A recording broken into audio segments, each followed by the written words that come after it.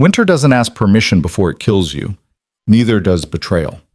In the forgotten wasteland of Thornmere Crossing, where exiles crawl through snow searching for scraps and kings disappear without anyone bothering to look, a woman who'd been called broken.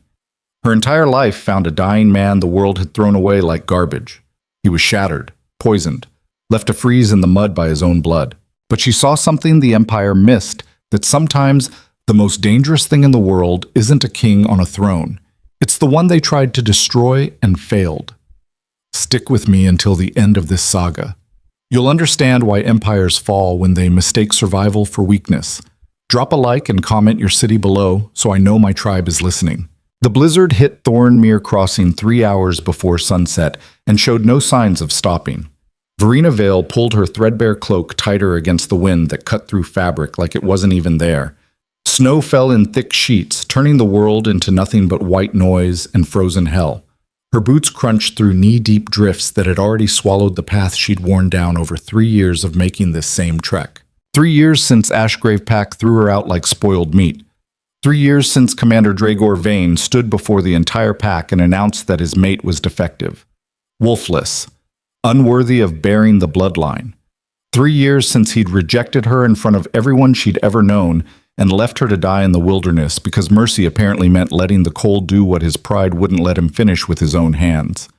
The memory still tasted like copper and shame. But Verena had learned something in those 3 years of clawing survival out of frozen ground and empty traps. She'd learned that being unwanted didn't mean being weak.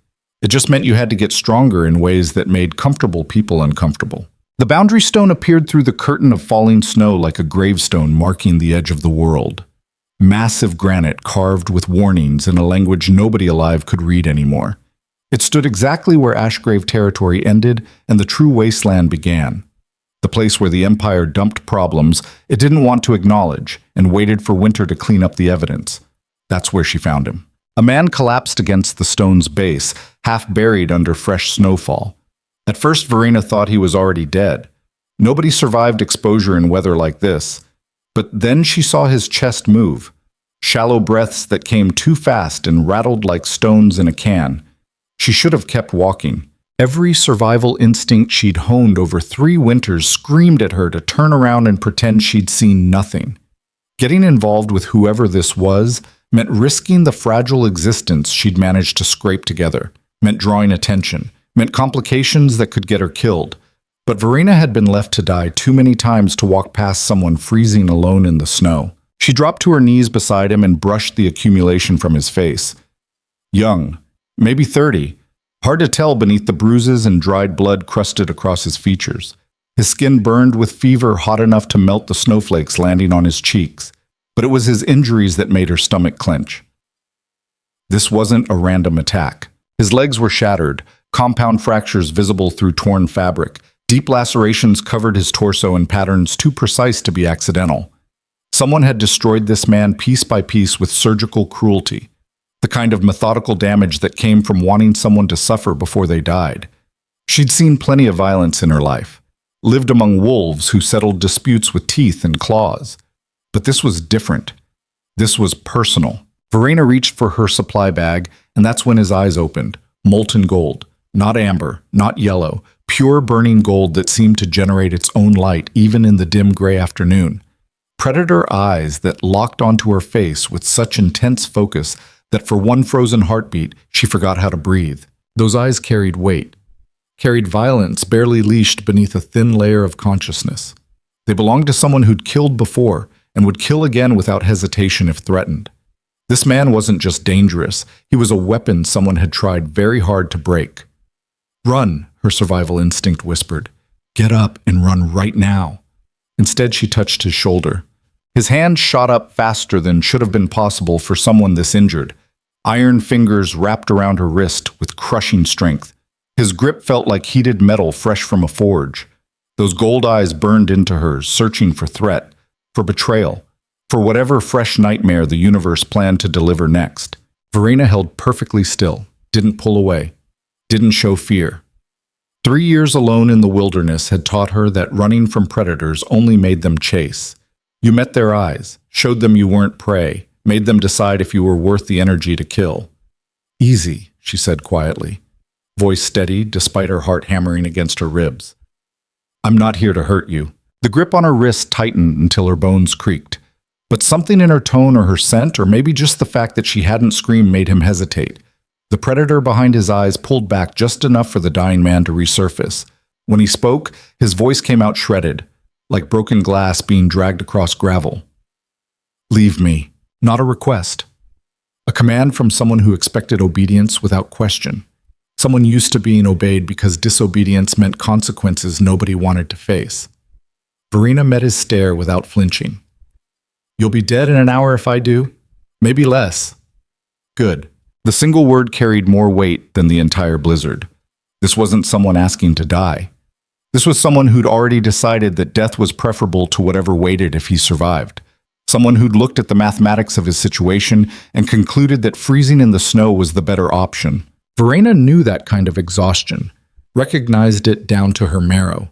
She'd felt it herself during the first winter after her rejection, when the cold and hunger and loneliness had piled up until dying seemed easier than facing another morning. But she'd survived anyway, out of spite mostly. She pulled her wrist free with a sharp twist he was too weak to prevent and started checking his injuries with hands that knew what they were doing. His legs were destroyed, multiple fractures, some of the bone visible through torn skin, deep gashes across his torso that looked like claw marks.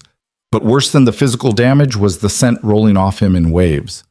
Poison, something ancient and specifically designed to corrupt from the inside out.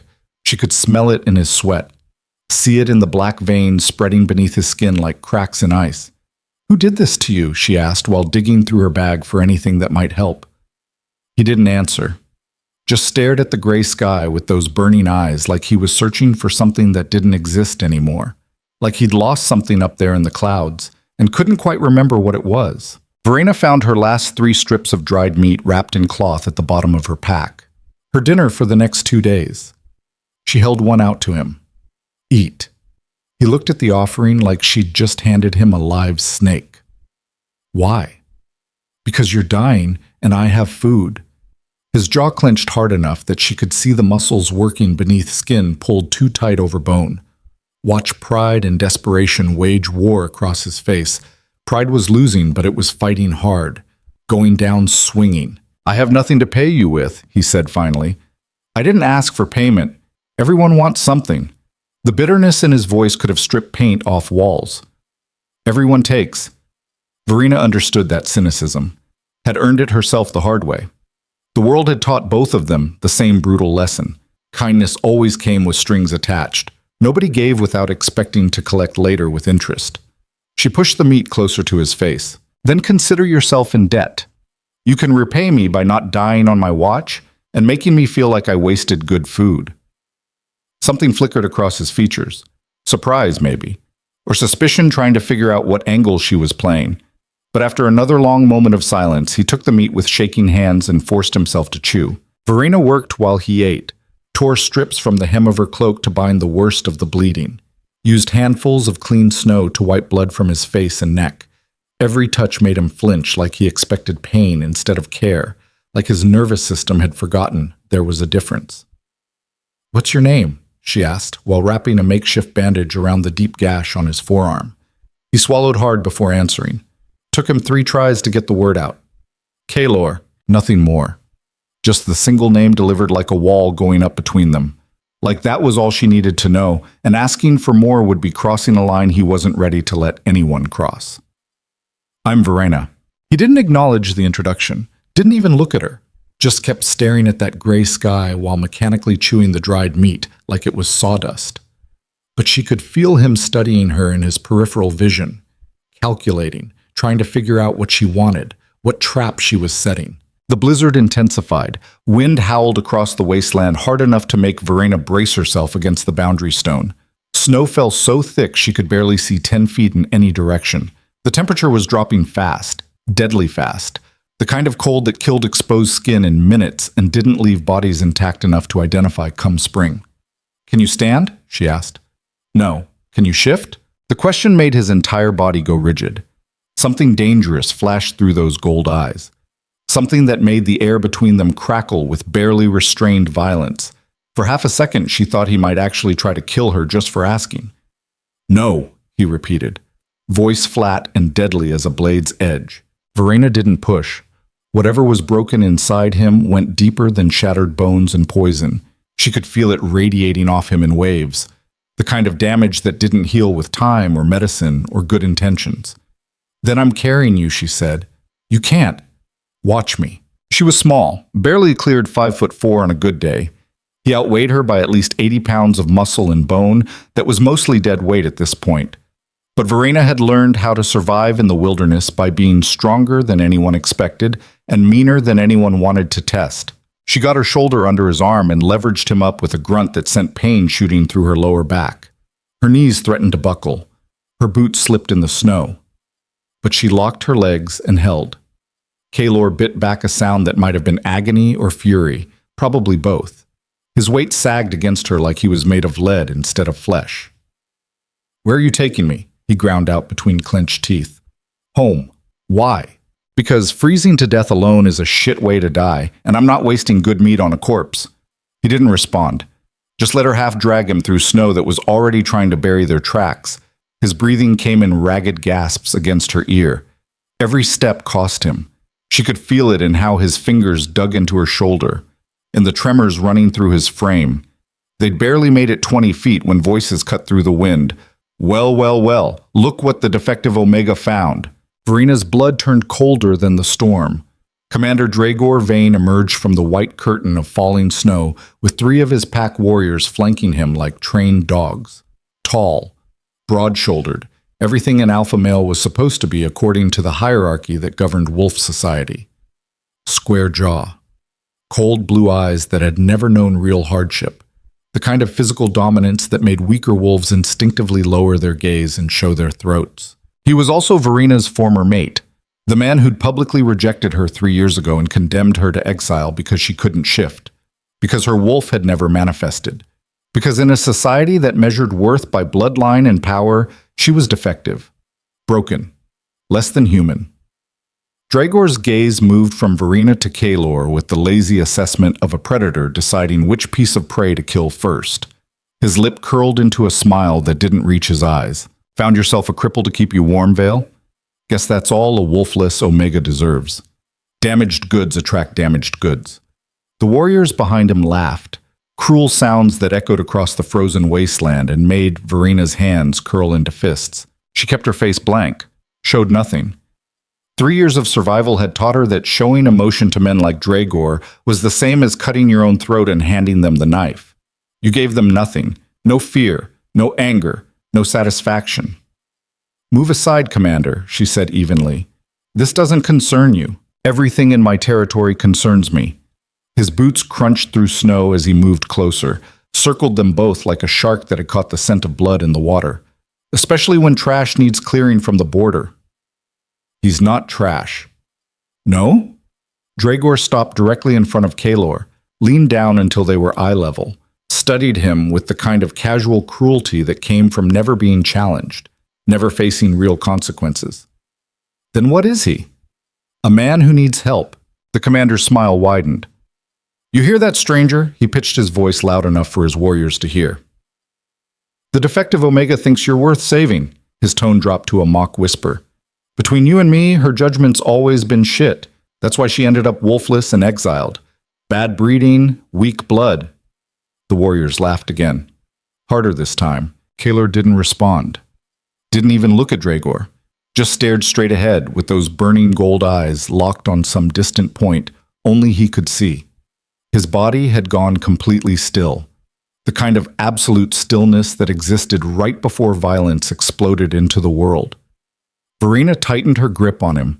She could feel the tension coiling in his muscles, feel the predator behind his eyes calculating distances and vulnerabilities. "We're leaving," she said firmly. She tried to move, but Draegor's hand shot out and grabbed her arm hard enough to leave bruises through the fabric. His fingers dug into the old scars that marked where he'd rejected her, where he'd literally torn apart their mate bond in front of the entire pack and left her bleeding in the dirt. His smile never reached his eyes. "Not yet. I want to know what makes this cripple special enough for you to waste your supplies on. You protecting him for warmth?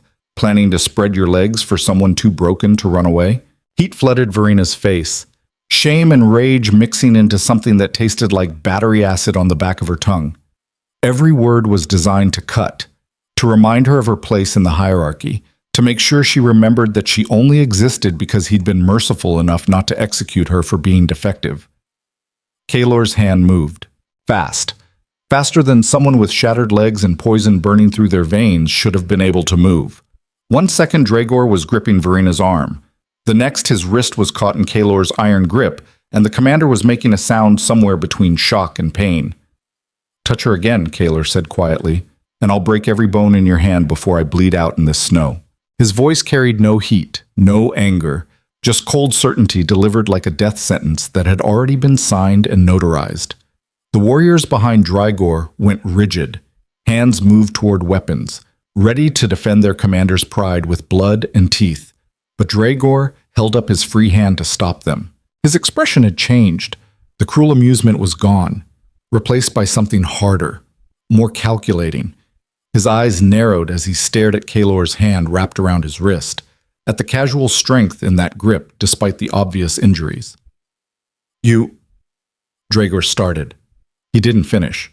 Kaelor released him with a shove that sent the commander stumbling backward 3 steps, made him look weak in front of his own warriors, made him look like prey for half a second before he caught his balance. The silence that followed was sharp enough to draw blood.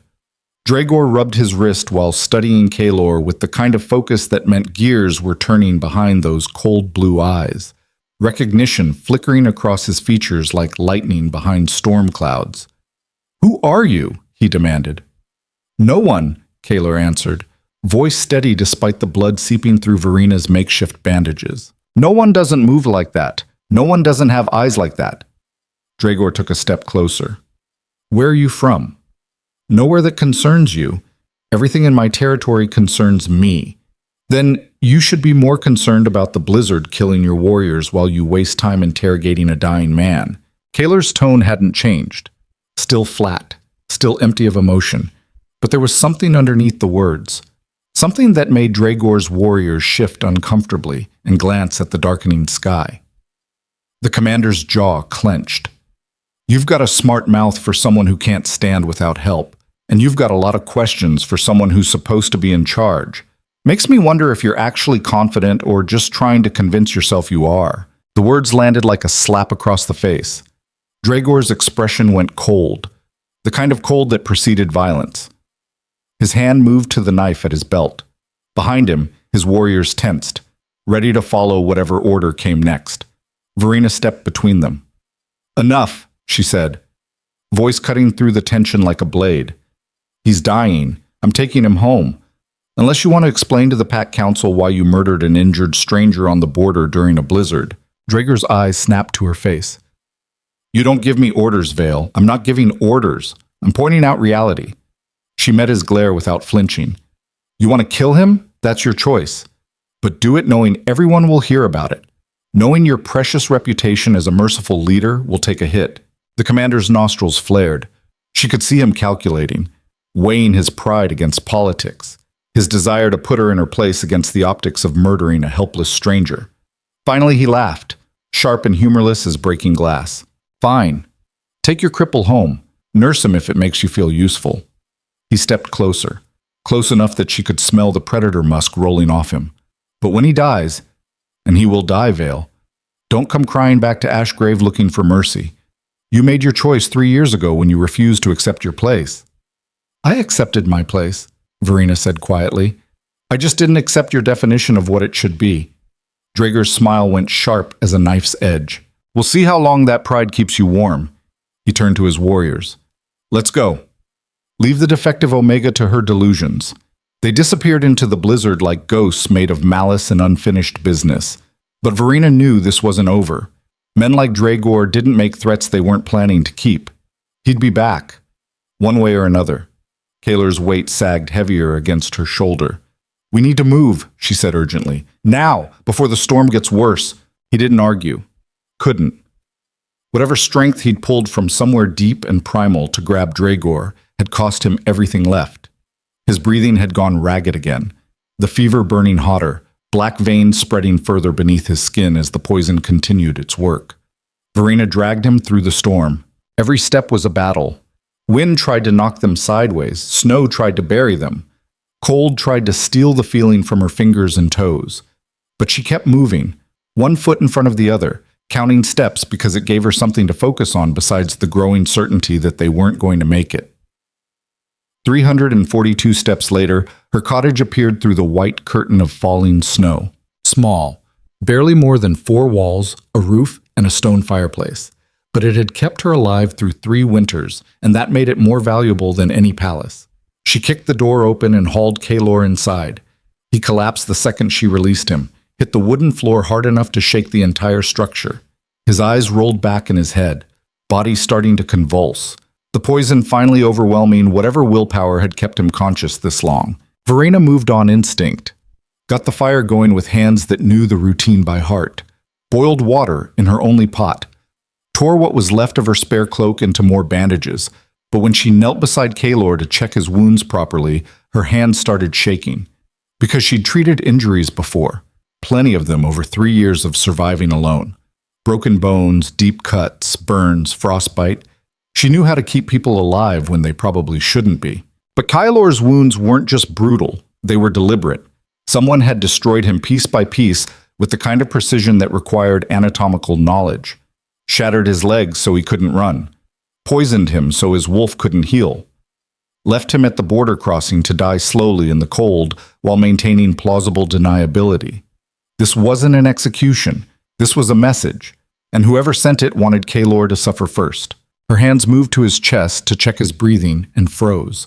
Because beneath her palms, beneath skin burning with fever and slick with sweat, she felt something impossible. Power. Raw and ancient and barely contained. Like pressing her hands against a lightning bolt wrapped in flesh and bone. The kind of primal energy that shouldn't exist in a body this broken. That shouldn't exist in a body at all. Kaelor's eyes snapped open. Gold burning brighter than any wolf she'd ever seen.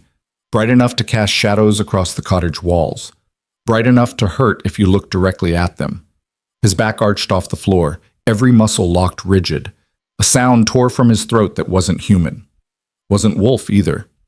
It was both. And it was terrifying. The beast inside him was trying to break free. Verena grabbed his shoulders on pure instinct. Tried to hold him down, but it was like trying to restrain a hurricane with her bare hands. His body thrashed hard enough to crack the floorboards. Claws erupted from his fingertips and tore deep gouges in the wood. Fangs extended past his lips. The temperature in the cottage spiked 20 degrees in as many seconds. He was shifting, or trying to.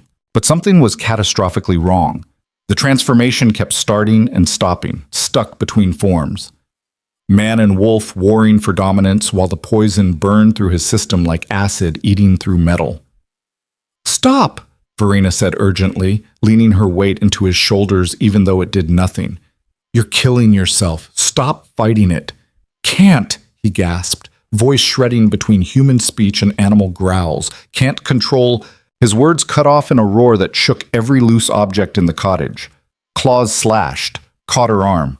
Opened 3 deep cuts from elbow to wrist. Blood welled hot and immediate. Pain followed half a second later. But Verena didn't let go. She pressed her hands flat against his chest, where his heart was trying to hammer its way out through his ribs, and pushed. Not physically. Something else. Something she didn't understand, but felt in the deepest part of her bones. Like reaching for a light switch in absolute darkness, and discovering it worked even though you'd never seen electricity before. Never knew it existed. Silver light exploded from her palms. Pure moonlight. Ancient and terrible and beautiful all at once. It poured into Kaelor's body like liquid starlight. Spread through his veins in branching patterns visible through his skin, wrapped around the black poison eating him from the inside and squeezed. He screamed, a sound that was pure agony and something else, something that might have been relief or recognition, or both tangled together. The transformation stopped. His body went limp against the floor. The gold fire in his eyes dimmed to embers. His breathing slowed from desperate gasps to something almost normal. The silver light faded. Verena stared at her hands like they belonged to someone else. They were shaking, still glowing faintly with residual energy that pulsed in time with her heartbeat. Power hummed beneath her skin. Power that felt older than the stones the cottage was built on. Power she'd never felt before tonight. "What the hell was that?" she whispered. Kaelor looked at her with exhaustion so complete it had physical weight. His voice came out barely above a breath. "You're a luminary." The words meant nothing. She shook her head. "I don't understand." "You will." He coughed. Blood flecked his lips, bright red against pale skin.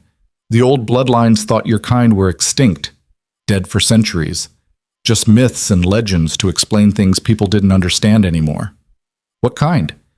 "The kind that can heal what shouldn't be healed." His eyes started to close, consciousness slipping away like water through her fingers. "The kind kingdoms go to war over.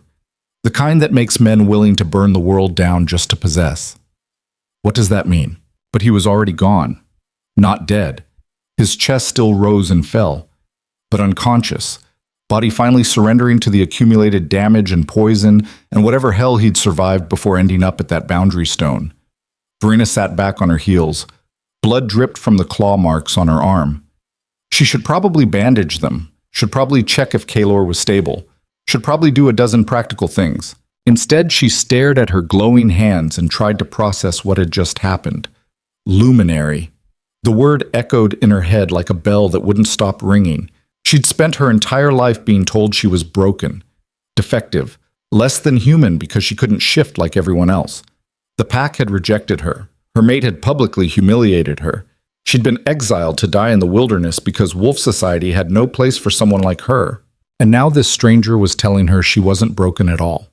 She was something else, something powerful enough that kingdoms went to war over it.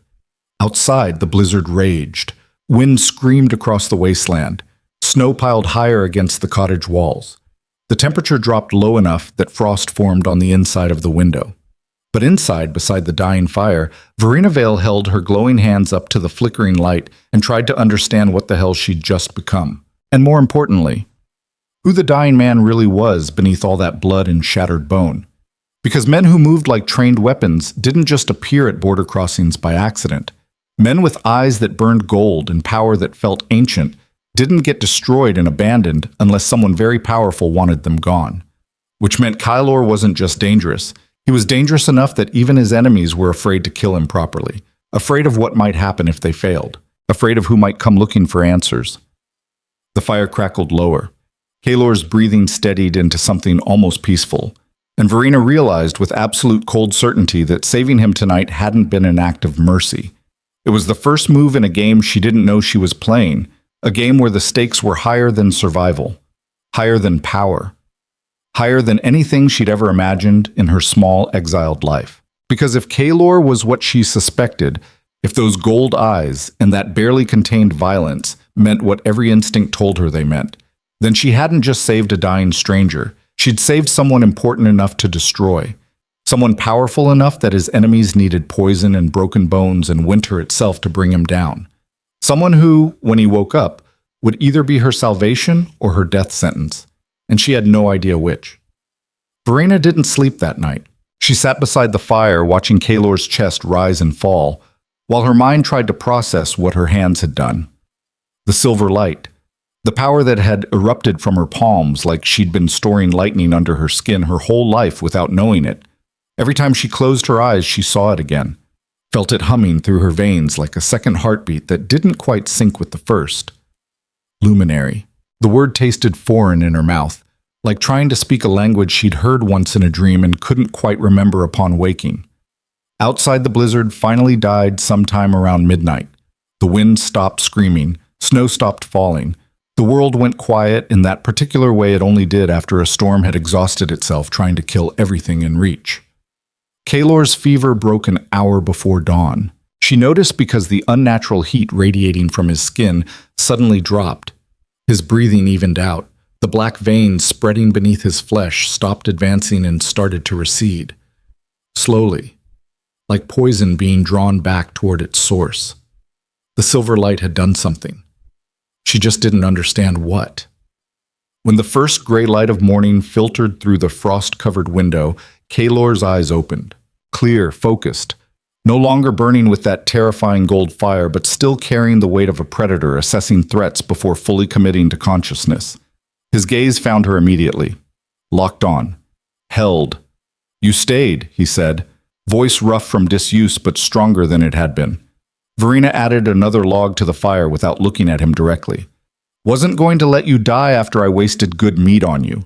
That's not why you stayed. No, it wasn't." But she wasn't ready to examine the real reasons yet. Wasn't ready to acknowledge that something in her had recognized something in him when their eyes first met at the boundary stone. Some pull she didn't understand and definitely didn't trust. "How do you feel?" she asked instead, like I got torn apart and put back together wrong. He shifted, tried to sit up, failed.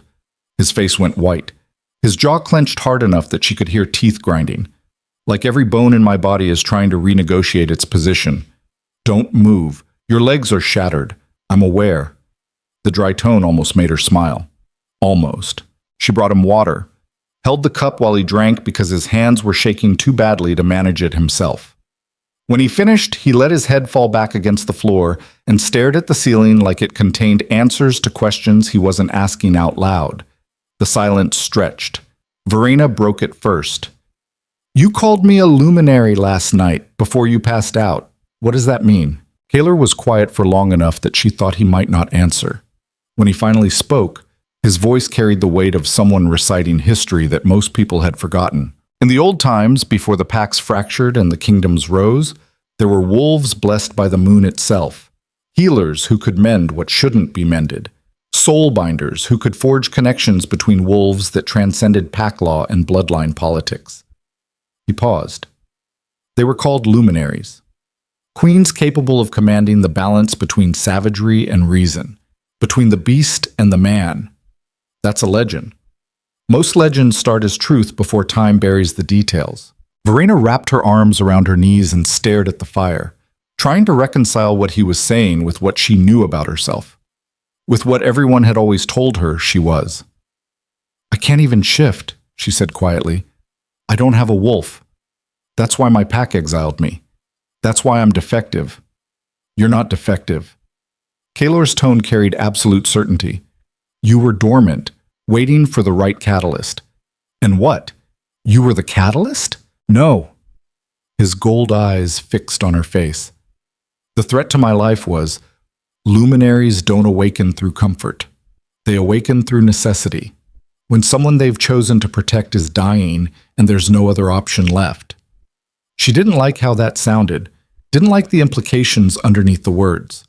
"I didn't choose to protect you. I just found you dying. You gave me your last food, dragged me through a blizzard, stood between me and your former alpha when he wanted to leave me in the snow." Kaelor shifted again.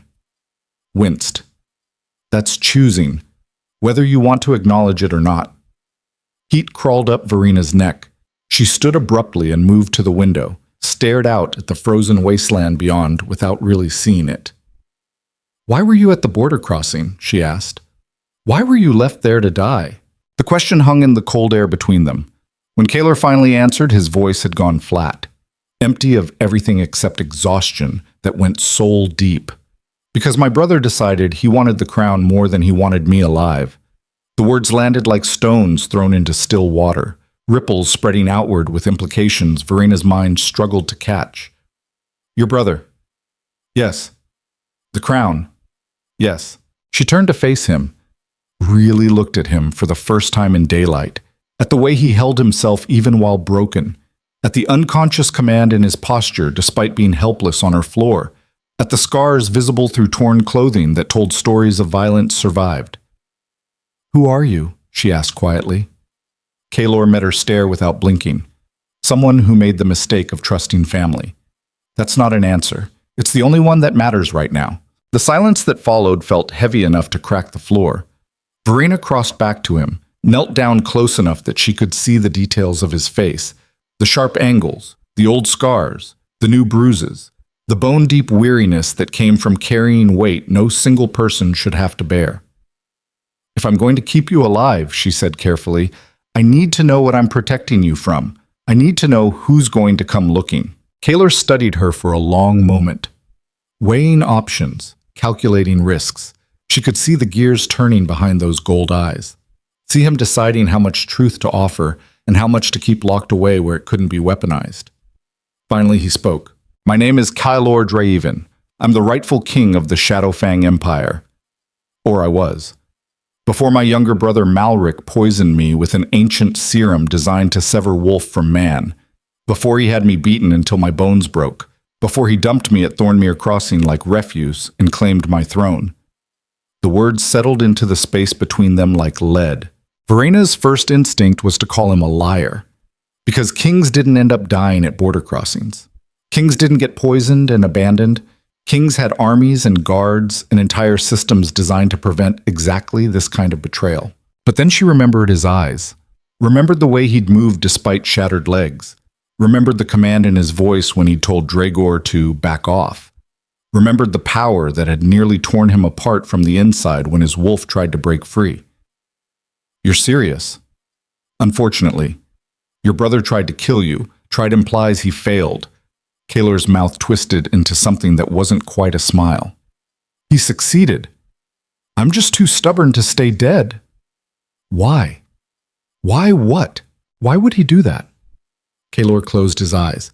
When he spoke again, his voice carried the particular exhaustion of someone who'd been asking himself the same question and hadn't found an answer that made the betrayal hurt less. Because power corrupts most men, and absolute power reveals which ones were already corrupt to begin with.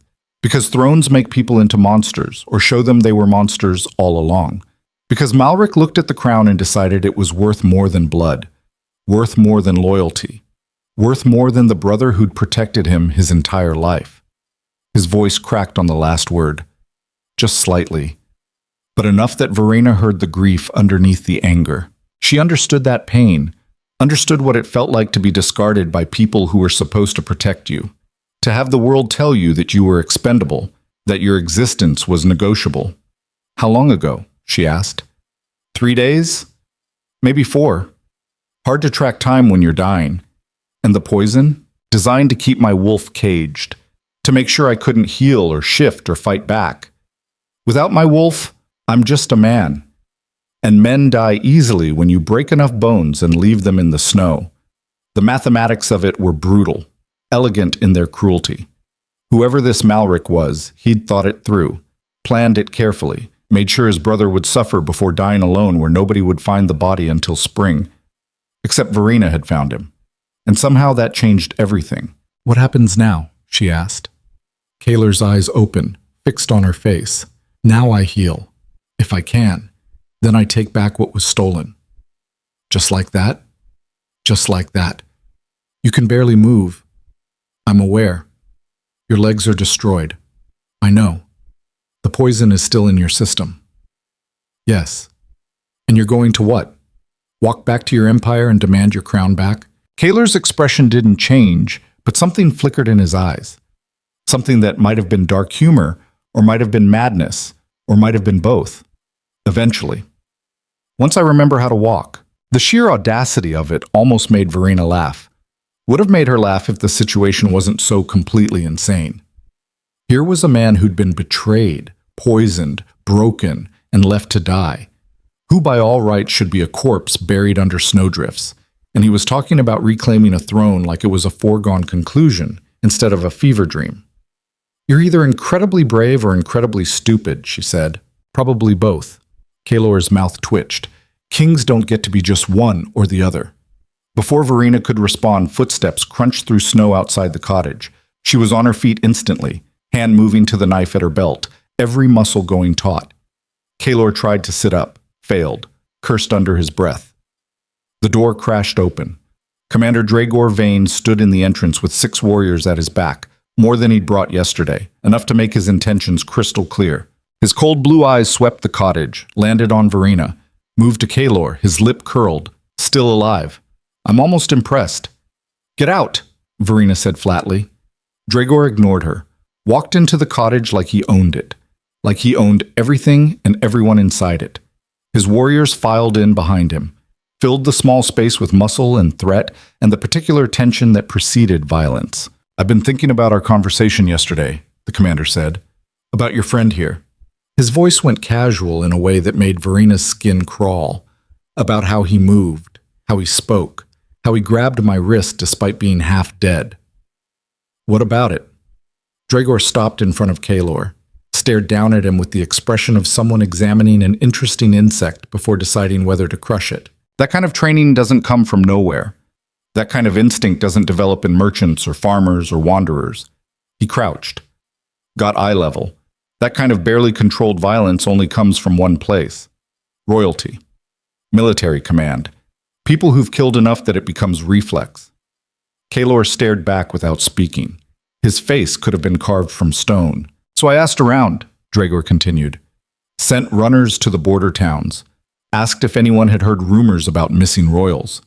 Dead kings. Brothers who might want each other dead. His smile went sharp. And you know what I found? Verena's hand tightened on her knife. I found out that King Kaelor Draeven disappeared from Shadowfang Keep 6 days ago, that his brother Malric claimed the king had abdicated due to illness, that the entire royal court was suddenly very interested in making sure nobody asked questions about where the former king went or why. The silence in the cottage felt alive, dangerous. Draegor's smile widened, which means the dying stranger my defective Omega dragged home through a blizzard isn't just anyone. He's valuable, extremely valuable, the kind of valuable that could change everything for a pack like mine. Don't, Verena said quietly. Don't what? Don't recognize an opportunity when it literally falls at my border? Draegor stood, turned to face her. Don't capitalize on the fact that I have a deposed king in my territory, one who's too broken to fight back and too important to kill without extracting maximum value first? He's under my protection. The words came out harder than Verena intended, carried weight she didn't know she had authority to claim. Draegor laughed. Your protection? You're wolfless, Vale. You're nothing. The only reason you're still breathing is because I allowed it. And now you think you can protect a king? His laughter died. Went cold. You can't even protect yourself. Try me. The challenge hung in the air. For one long moment, Draegor just stared at her.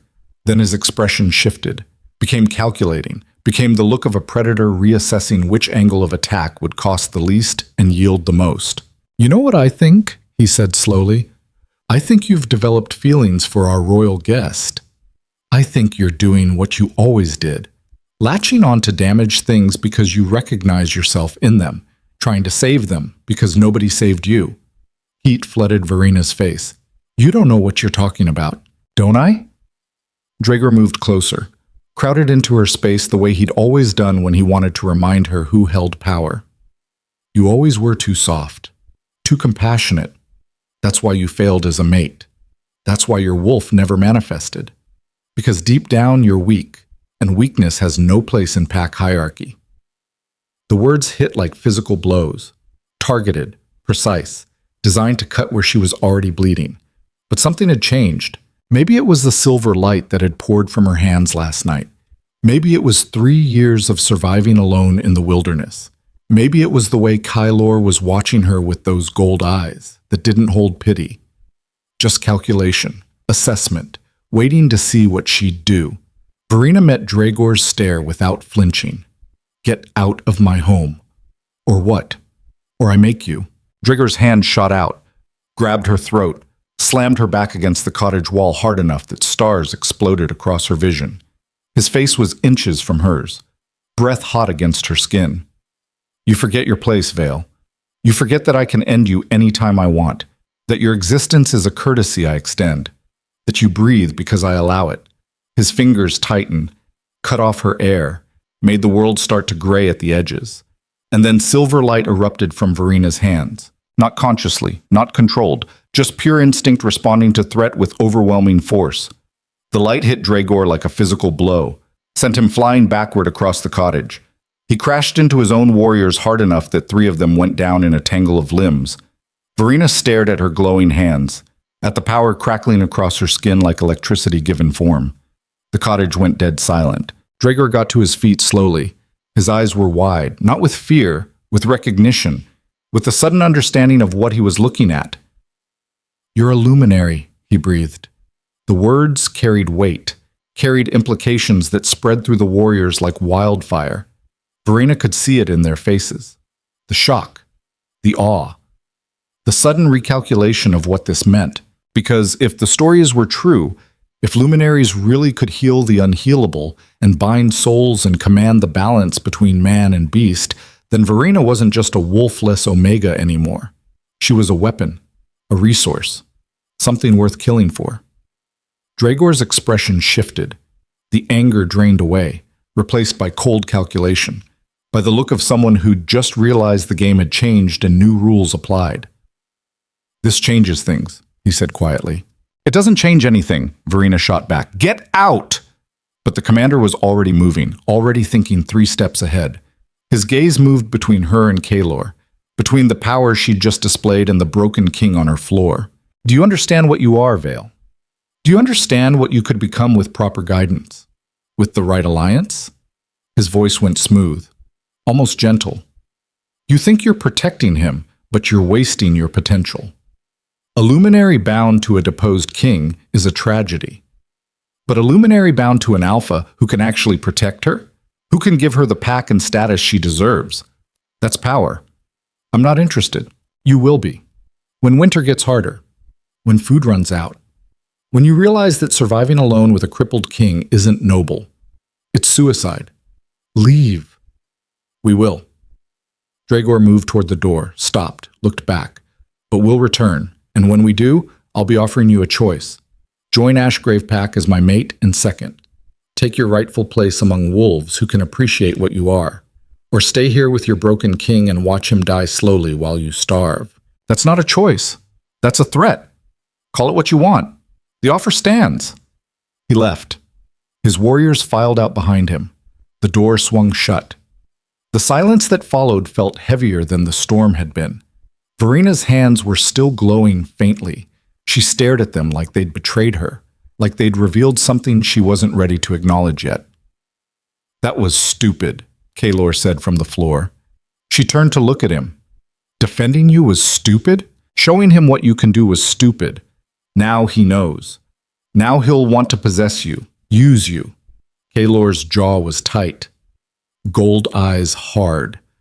"Luminaries don't get to have simple lives, Verena. They become prizes, things to be claimed and controlled."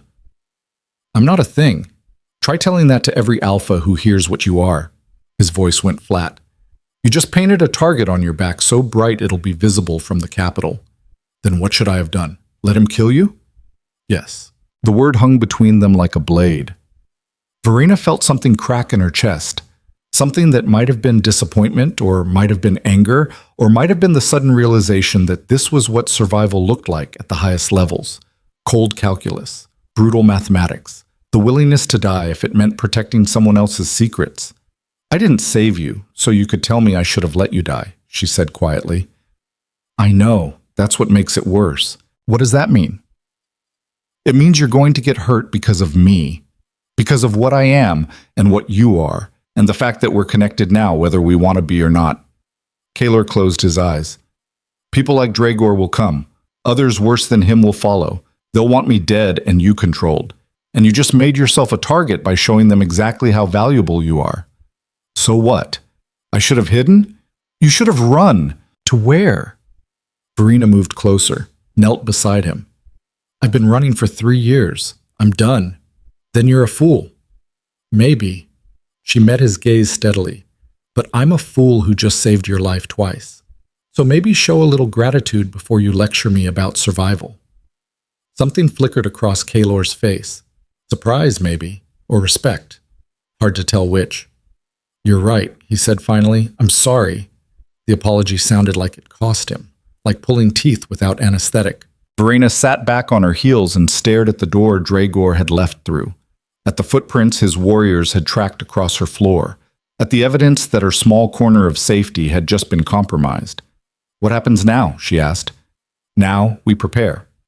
"For what?" "For war. Because that's what's coming whether we want it or not." She looked at him, at the broken king on her floor who could barely move but was already thinking about battles and strategy and reclaiming what had been stolen. "You can't even stand." "I will." "When?" "Soon." "That's not an answer. It's the only one I have." Kaelor opened his eyes, fixed that gold stare on her face. But I need you to understand something. The moment you healed me last night, you bound yourself to me. Not legally, not ceremonially, but in the way that matters most to wolves like us. Soul deep. Primal. Whether you intended it or not. What are you saying? I'm saying you saved me, which means I owe you a debt I can never fully repay, which means I'm responsible for what happens to you now. And if Draegor or anyone else tries to take you or hurt you or use you, I will destroy them, even if it costs me everything I have left. The intensity in his voice made Verena's breath catch. That's insane. That's pack law. That's the bond. Kaelor's expression went hard. You're mine to protect now, whether you accept it or not. I'm not anyone's. You are. You just don't understand what that means yet. The words should have made her angry, should have triggered every instinct she had against being claimed or controlled or treated like property. But there was something underneath the command in his voice, something that sounded less like ownership and more like desperation, like he was trying to protect her the only way he knew how. Outside, the sun climbed higher. The temperature rose fractionally. Snow started to drip from the cottage roof in irregular rhythms that sounded like a clock counting down. Verena stood and moved to the window, stared out at the frozen wasteland that had been her home for 3 years, the place she'd learned to survive alone, the place where she'd thought she'd die alone. But now everything had changed. She wasn't alone anymore. She had a broken king on her floor and power in her hands and enemies closing in from every direction. And the worst part was she couldn't bring herself to regret any of it. Couldn't regret finding Kaelor at the boundary stone. Couldn't regret dragging him home through the blizzard. Couldn't regret the silver light that had poured from her palms and saved his life. Because for the first time in 3 years, she felt like she mattered, like her existence had purpose beyond just surviving until the next sunrise. And that feeling was more dangerous than any threat Draegor could make. "How long until you can move?" she asked without turning around. "A week, maybe 2 if the poison clears." "We don't have 2 weeks." "I know. Then what?" "Then you're going to have to heal me faster." Kaelor's voice carried grim determination. "Whatever you did last night, you're going to have to do it again. Stronger. More controlled. Until I can stand and fight. I don't know how. You'll learn?" "What if I can't?" "Then we both die here. Together. Alone. Exactly how they wanted." Verena turned to face him, saw the absolute certainty in his gold eyes. The refusal to accept defeat, even when defeat seemed like the only logical outcome. And she made a decision, not consciously, not after weighing options and calculating odds, just instinct responding to necessity the way it had when she'd found him dying in the snow. "Fine," she said. "I'll try. Trying isn't enough. Then I'll succeed." Kaelor's expression softened fractionally, almost smiled. "That's more like it." She crossed back to him, knelt beside his broken body, placed her hands on his chest where she'd felt that impossible power burning beneath his skin. "Tell me what to do. Close your eyes. Feel for the connection we made last night, for the bond that formed when you pushed your light into me." Verena closed her eyes, tried to feel anything besides her own heartbeat and the rising panic in her chest, but there was something, faint, barely perceptible, like a thread of silver light connecting her to him, pulsing weakly in time with both their hearts. "I feel it," she whispered. "Good. Now push. The way you did before, but controlled this time, gentle, like breathing life into dying embers instead of throwing gasoline on a fire." She pushed. Silver light bloomed beneath her palms, flowed into Kaelor's body, spread through his veins in branching patterns that glowed through his skin. She could feel the poison retreating, could feel broken bones starting to knit, could feel his wolf stirring somewhere deep in his chest like a beast waking from forced slumber. But she could also feel something else. Pain. Not her pain. His pain. 3 days' worth of agony he'd been suppressing through sheer willpower. The betrayal that cut deeper than any physical wound. The exhaustion of a king who'd spent his entire life carrying weight no one person should bear alone. She gasped, tried to pull back. Don't stop, Kaelor ground out through clenched teeth. "Keep going. It hurts. I know. Keep going." So she did, pushed harder, deeper, until the silver light filled every part of him and the bond between them went from a thread to a rope to a chain. until she could feel his heartbeat synchronizing with hers, until she couldn't tell where she ended and he began. And somewhere in that moment of absolute connection, Verena understood what Kaelor had tried to tell her. She wasn't just healing him, she was binding herself to him, soul deep, permanent. The kind of connection that transcended pack law and politics and everything she'd ever understood about how wolves related to each other. The realization should have terrified her. Instead, it felt like coming home, like finding something she hadn't known she'd been searching for her entire life. The silver light faded. Kaelor opened his eyes. They were burning gold again, but different this time. Not with violence or pain, with something else. Something that made Verena's breath catch. "Thank you," he said quietly. "Don't thank me yet. We still have to survive what's coming. We will." "How can you be so sure?" "Because now I have something worth fighting for." The words settled between them, heavy with meaning. Neither of them was quite ready to examine yet. Outside, shadows lengthened. The sun started its descent toward the horizon. Temperature dropped as daylight bled away. And somewhere out in the frozen wasteland, Commander Kaelor Draeven returned to Ashgrave Keep and began planning how to claim the greatest prize that had ever fallen into his territory. A Luminary. And a king. One to possess, one to ransom, both to leverage into power beyond anything his pack had ever known.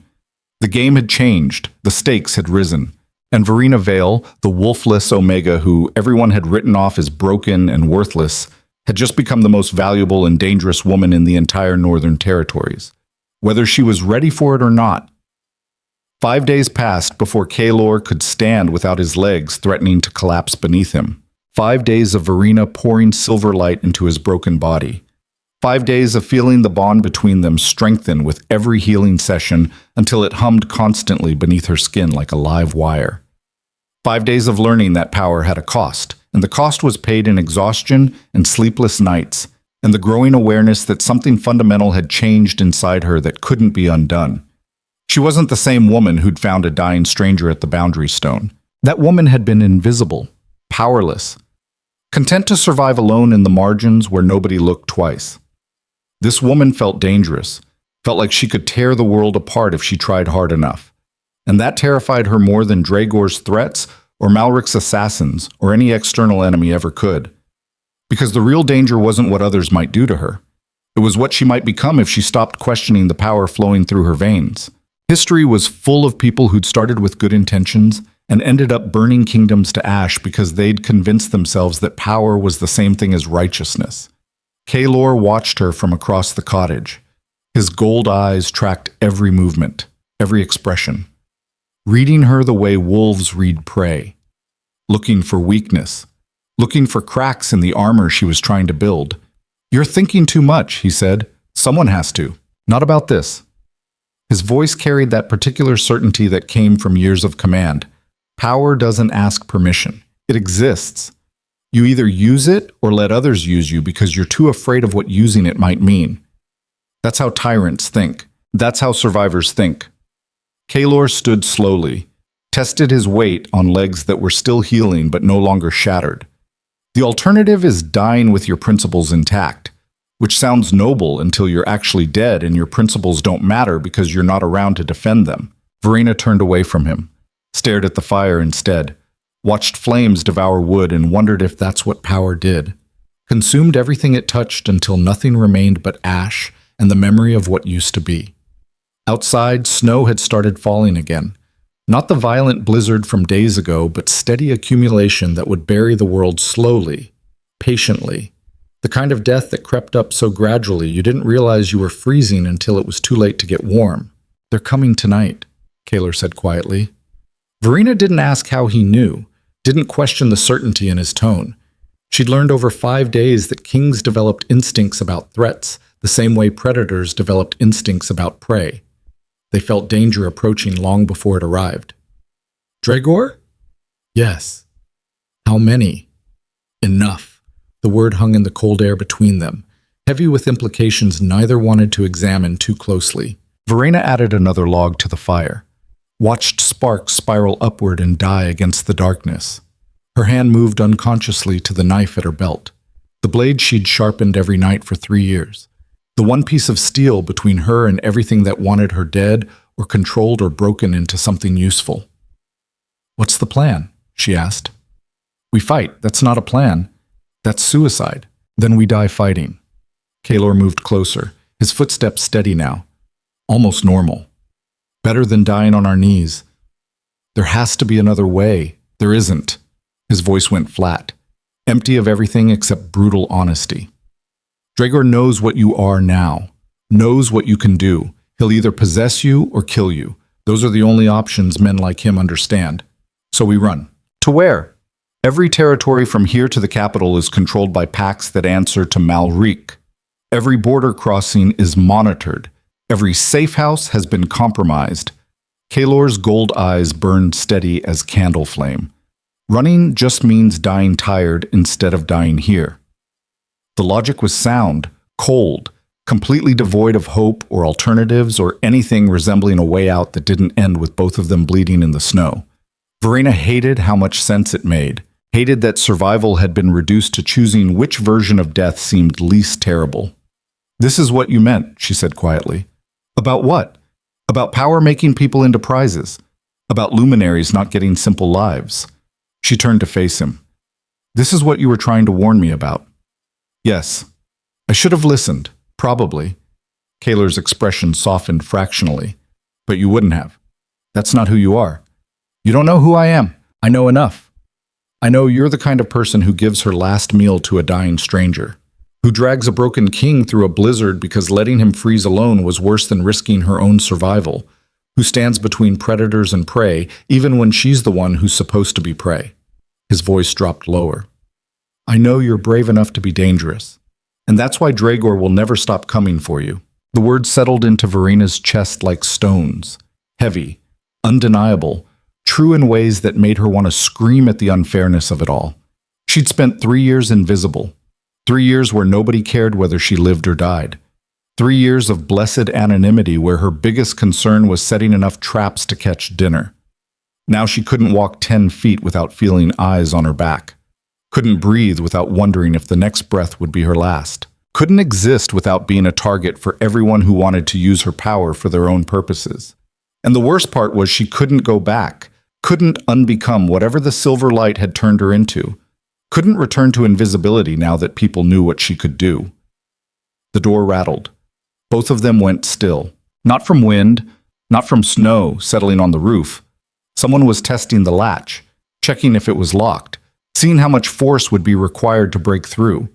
Kaelor moved between Verena and the door without conscious thought. His hand went to his side where a sword should have been, but wasn't, where nothing existed except determination and the half-healed body of a king who couldn't possibly fight off 6 warriors but was going to try anyway. The door crashed open. Commander Draegor stood in the entrance with a dozen warriors at his back, more than he'd brought last time, enough to make his intentions crystal clear. This wasn't a negotiation. This was a claiming. His cold blue eyes found Verena first, then Kaelor, then dropped to where Kaelor was standing between them, blocking access, claiming territory with nothing but positioning and the absolute refusal to move. Draegor smiled. "Look at that. The crippled king can walk now. Your luminary must be quite skilled. State your business and leave," Kaelor said flatly. "My business is with her, not you." Draegor's gaze shifted back to Verena. "I've come to collect what should have been mine 3 years ago. A mate worthy of pack leadership. A luminary who can elevate Ashgrave from border territory to true power." "She's not interested. I wasn't asking her. I was informing her." Draegor stepped into the cottage. His warriors filed in behind him, filled the small space with muscle and weapons, and the particular violence that came from men who'd never been told no in their entire lives. Pack law is clear. Unmated luminaries are too valuable to waste on exile and solitude. They must be claimed by an alpha strong enough to protect them and wise enough to use their gifts properly. "There is no pack law about luminaries," Verena said, voice steady despite the fear crawling up her spine, "because everyone thought they were extinct. You're making this up as you go. Then consider it a new law." Draegor's expression went cold. "One I'm establishing right now. You can come willingly as my mate and second. Take your place at my side where you belong. or you can be dragged back to Ashgrave in chains and bound by force. Either way, you're coming with me tonight." "She's not going anywhere," Kaelor said quietly. The temperature in the cottage dropped 10 degrees. Draegor turned his full attention to Kaelor, studied him like an insect pinned to a board. Interesting. A deposed king with no army, no throne, and barely enough strength to stand is telling me what I can and cannot do in my own territory. This isn't your territory. This is neutral ground. There is no neutral ground. Draegor moved closer. Every inch of land from the boundary stone to the capital belongs to someone, is controlled by someone. And right now, you're standing on mine, which means your life exists at my discretion. "Try taking it," Kaelor suggested. His voice carried the particular flatness that lived right before violence erupted, the calm before the storm. The moment when talking stopped and action became the only language that mattered. Draegor's hand moved to the blade at his belt. That's when Verena stepped forward, placed herself between them, between the commander she'd once been bound to and the king she'd healed back from death, between past and future and the impossible choice that would define everything that came after. "Stop," she said. Both men looked at her. "I'll go with you," she told Draegor. The words tasted like poison, like defeat, like every compromise she'd sworn never to make. But they were the only words that would keep Kaelor alive, the only option that didn't end with his blood soaking into her floorboards while she watched helplessly. Kaelor's hand shot out, grabbed her wrist. "No, yes." She met his burning gold eyes without flinching. "You can barely stand. You can't fight 12 warriors. This is the only way you survive. I don't want to survive like this." "Too bad." She pulled her wrist free. "You don't get to decide, I do." "Verena!" "Listen to the lady," Draegor interrupted. His smile went sharp as broken glass. "She's finally showing some wisdom, some understanding of how the world actually works. Pragmatism over sentiment, survival over pride." Kaelor's expression went murderous. "If you touch her, you'll what?" Draegor laughed. "You can barely walk. Your wolf is still caged by whatever poison your brother used. You're alone in hostile territory with no allies and no resources." He leaned closer. "You're nothing, just a failed king clinging to illusions about honor and protection while the world moves on without you." The words were designed to cut, to wound, to remind Kaelor that he was powerless, that everything he'd been had been stripped away by betrayal and poison and brothers who wanted him dead. But Kaelor didn't react, didn't show anger or pain or anything except absolute stillness. And that stillness was more terrifying than any rage. "Take her," he said quietly. Draegor blinked, surprised. "What?" "I said take her." Kaelor's voice stayed flat. "Empty. You win. I'm too weak to stop you, so collect your prize and leave." Verena felt her heart crack, because she understood what he was doing, understood that surrendering her was the hardest thing he'd ever done, that every word cost him something fundamental. But he was doing it anyway because keeping her here meant watching her die defending him, and he couldn't survive that. Not after everything else. "See?" Draegor's hand closed around Verena's arm. "That's the difference between kings and commanders. Kings make pretty speeches about honor. Commanders make hard choices and survive." He pulled Verena toward the door. "Let's go, Vale. Time to claim your real destiny." She didn't resist, couldn't.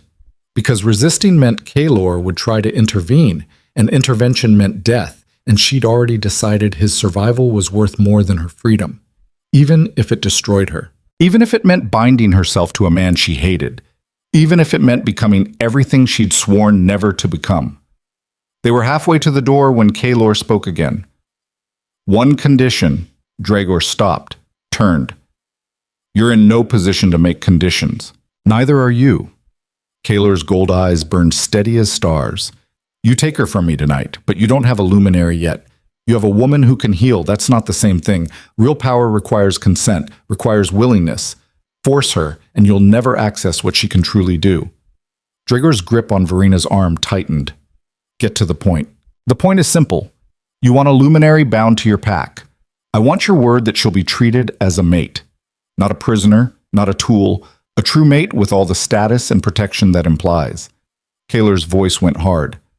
"Swear it on your alpha oath, in front of your warriors.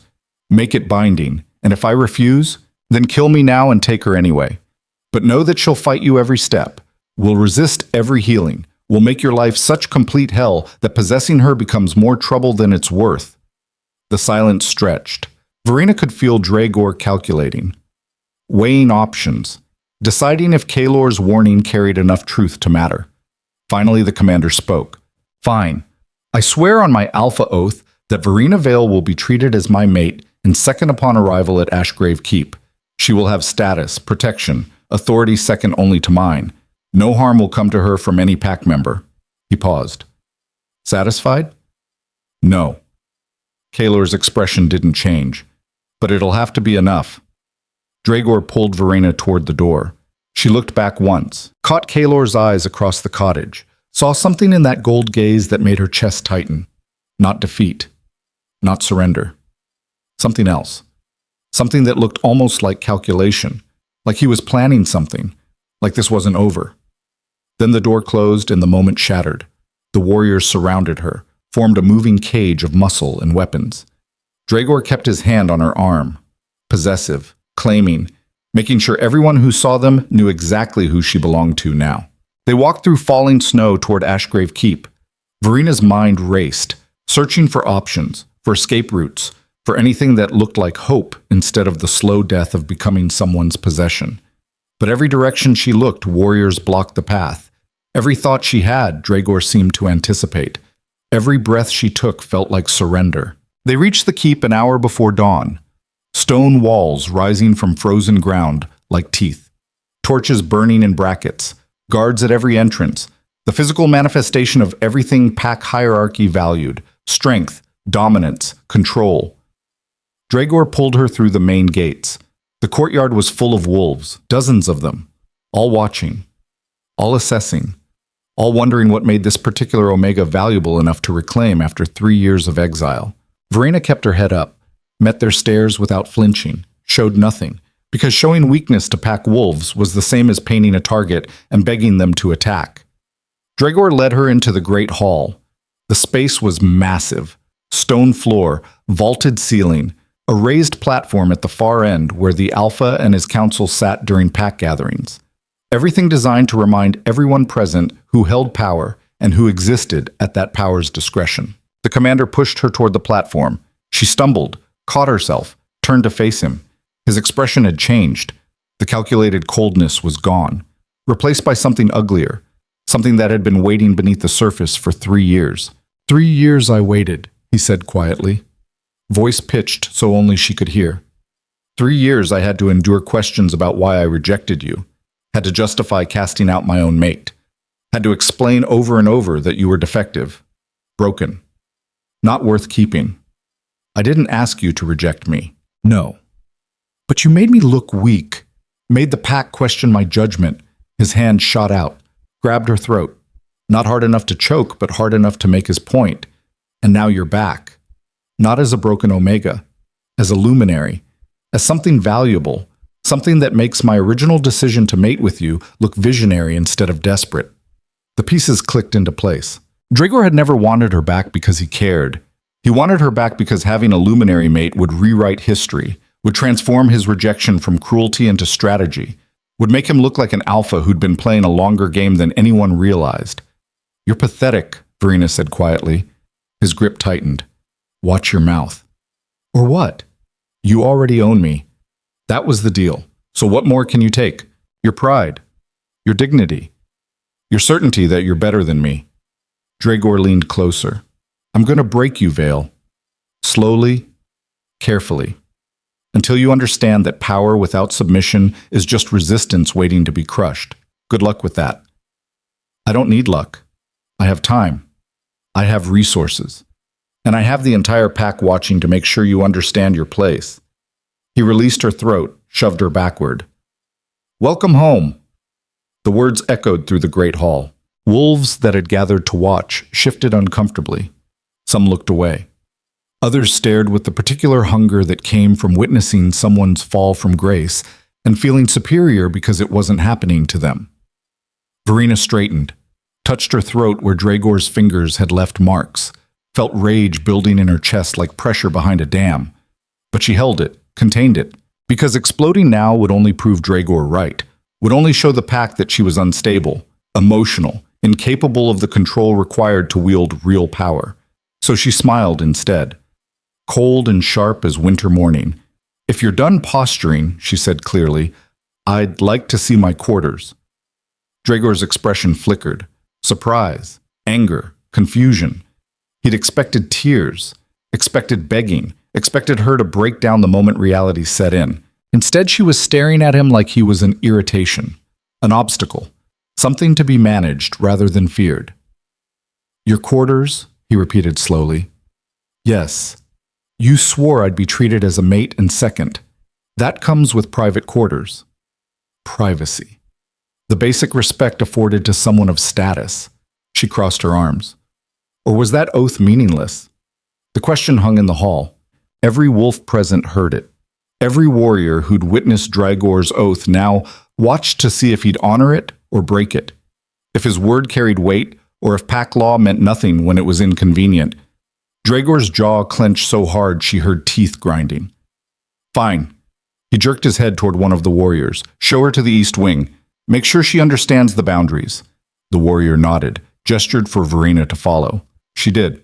Walked through corridors lined with torches and pack members pretending not to stare. Climbed stairs that spiraled upward into the keep's tower sections. Past rooms where she could hear voices. Laughter. The normal sounds of pack life continuing while her world shattered into pieces too small to collect. The warrior stopped at a heavy wooden door. "East wing. Private quarters. Everything you need is inside." He paused. "Don't try to leave. Guards are posted at every exit. You're a mate and second, but you're also being watched." "Understood." "Good." He left. Verena pushed the door open. The room was larger than her entire cottage. Stone walls, actual furniture, a bed with blankets that looked clean. A fireplace already burning. Windows that showed the courtyard below where wolves moved through falling snow. It was everything she hadn't had in 3 years. And it felt like a cage. She moved to the window, pressed her forehead against the cold glass, watched her breath fog the surface. "What have I done?" she whispered. The question went unanswered, because the only person who might have understood what she'd sacrificed was back at a cottage that felt like home. Alone. Healing. Planning whatever desperate gambit he thought might work against an empire that wanted him dead, and a brother who'd already proven blood meant less than ambition. Verena's hands pressed flat against the glass. Silver light flickered beneath her palms, just for a second, just long enough to remind her that she wasn't powerless. Not really. Not anymore. She had gifts the entire Northern Territories would kill to possess, had abilities that could heal what shouldn't be healed and bind what shouldn't be bound, had become something that scared men like Draegor, even as they tried to control her. And maybe that was the answer. Maybe surviving this didn't mean submitting. Maybe it meant learning to use power the way Kaelor had tried to teach her, without apology, without hesitation, without the constant questioning that turned strength into paralysis. Maybe it meant becoming the thing everyone feared she could become, a luminary who understood that mercy without teeth was just another word for victim. The door burst open behind her. Verena spun. Draegor stood in the entrance, alone. No warriors, no witnesses. Just the man she'd once been bound to, and the predator he'd always been underneath the alpha title. His expression had changed again, gone cold in a way that made the hair on her neck stand up. "We need to talk," he said. "I thought we were done talking." "We'll be done when I say we're done." He stepped inside, closed the door. The sound of the latch clicking felt like a death sentence. "You made me look weak in front of my pack, made me explain myself, made me justify my oath. You made me come here, and you'll learn to be grateful for it." His hand moved to his belt, to the blade that hung there. "But first you need to understand something very clearly. That oath I swore? About treating you as a mate and second? That was politics. Performance. Something to keep Kaelor quiet and make the pack believe I'm honorable." "What are you saying?" "I'm saying that in private, you're whatever I decide you are." His smile went sharp. "And right now, I think you need a reminder about who holds power in this relationship." He moved toward her. Verena's hand shot out. Silver light exploded from her palm, hit Draegor square in the chest. sent him flying backward into the wall hard enough to crack stone. He slid down, hit the floor, stared at her with wide eyes. "Touch me again," Verena said quietly, "and I'll do more than knock you down. I'll burn you from the inside out. I'll make your wolf tear itself apart trying to escape your body. I'll make you beg for death, and then I'll heal you just enough that you survive to beg again." The words came out cold, certain, delivered with the absolute conviction of someone who'd finally stopped questioning what she was capable of and started embracing it. Draegor got to his feet slowly. His expression had changed, fear flickering behind the anger, recognition that he'd miscalculated, that the woman he thought he could control had teeth sharper than his.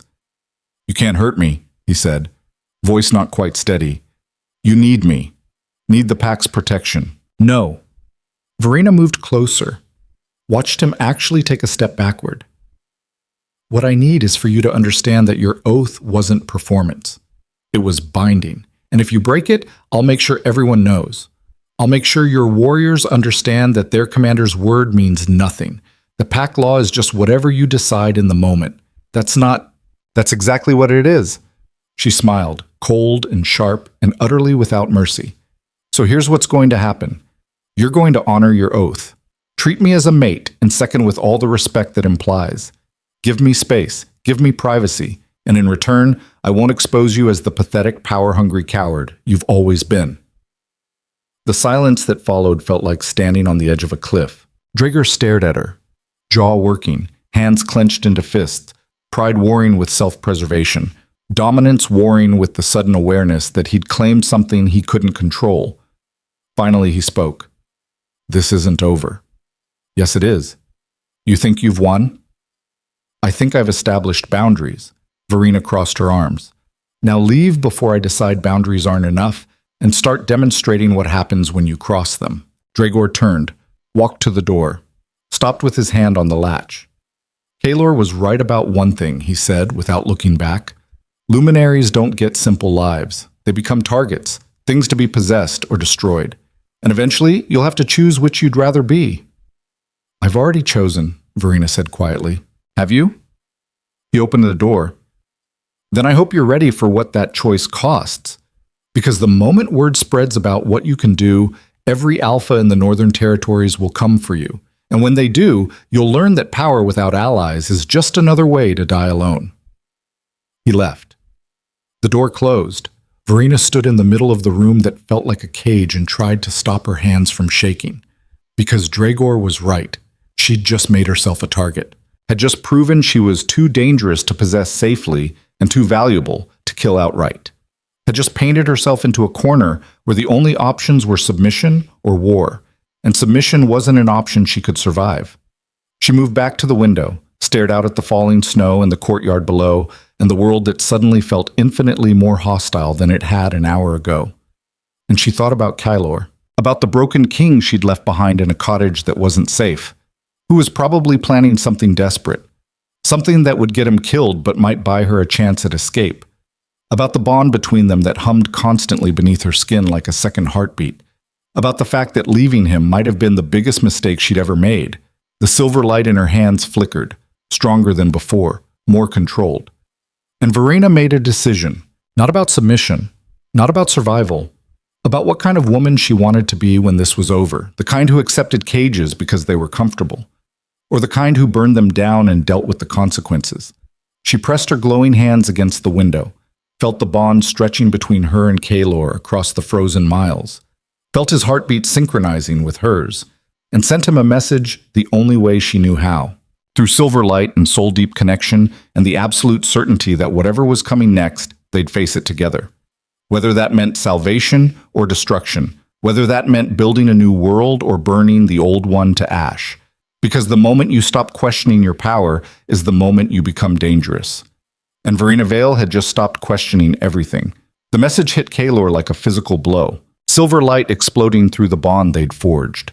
Verena's presence flooding his consciousness with enough force to drive him to his knees on the cottage floor. Not words, not images, just pure emotion wrapped in moonfire and desperation. She was in danger. She was fighting. She was refusing to submit, and she was calling for him. Kaelor's wolf surged against the poison still caging it, clawed at the barriers that kept beast and man separated. The pain was excruciating, like having his soul torn in half while both pieces screamed for reunification. But pain was irrelevant. Pain was just information. Data to process and ignore while focusing on what mattered.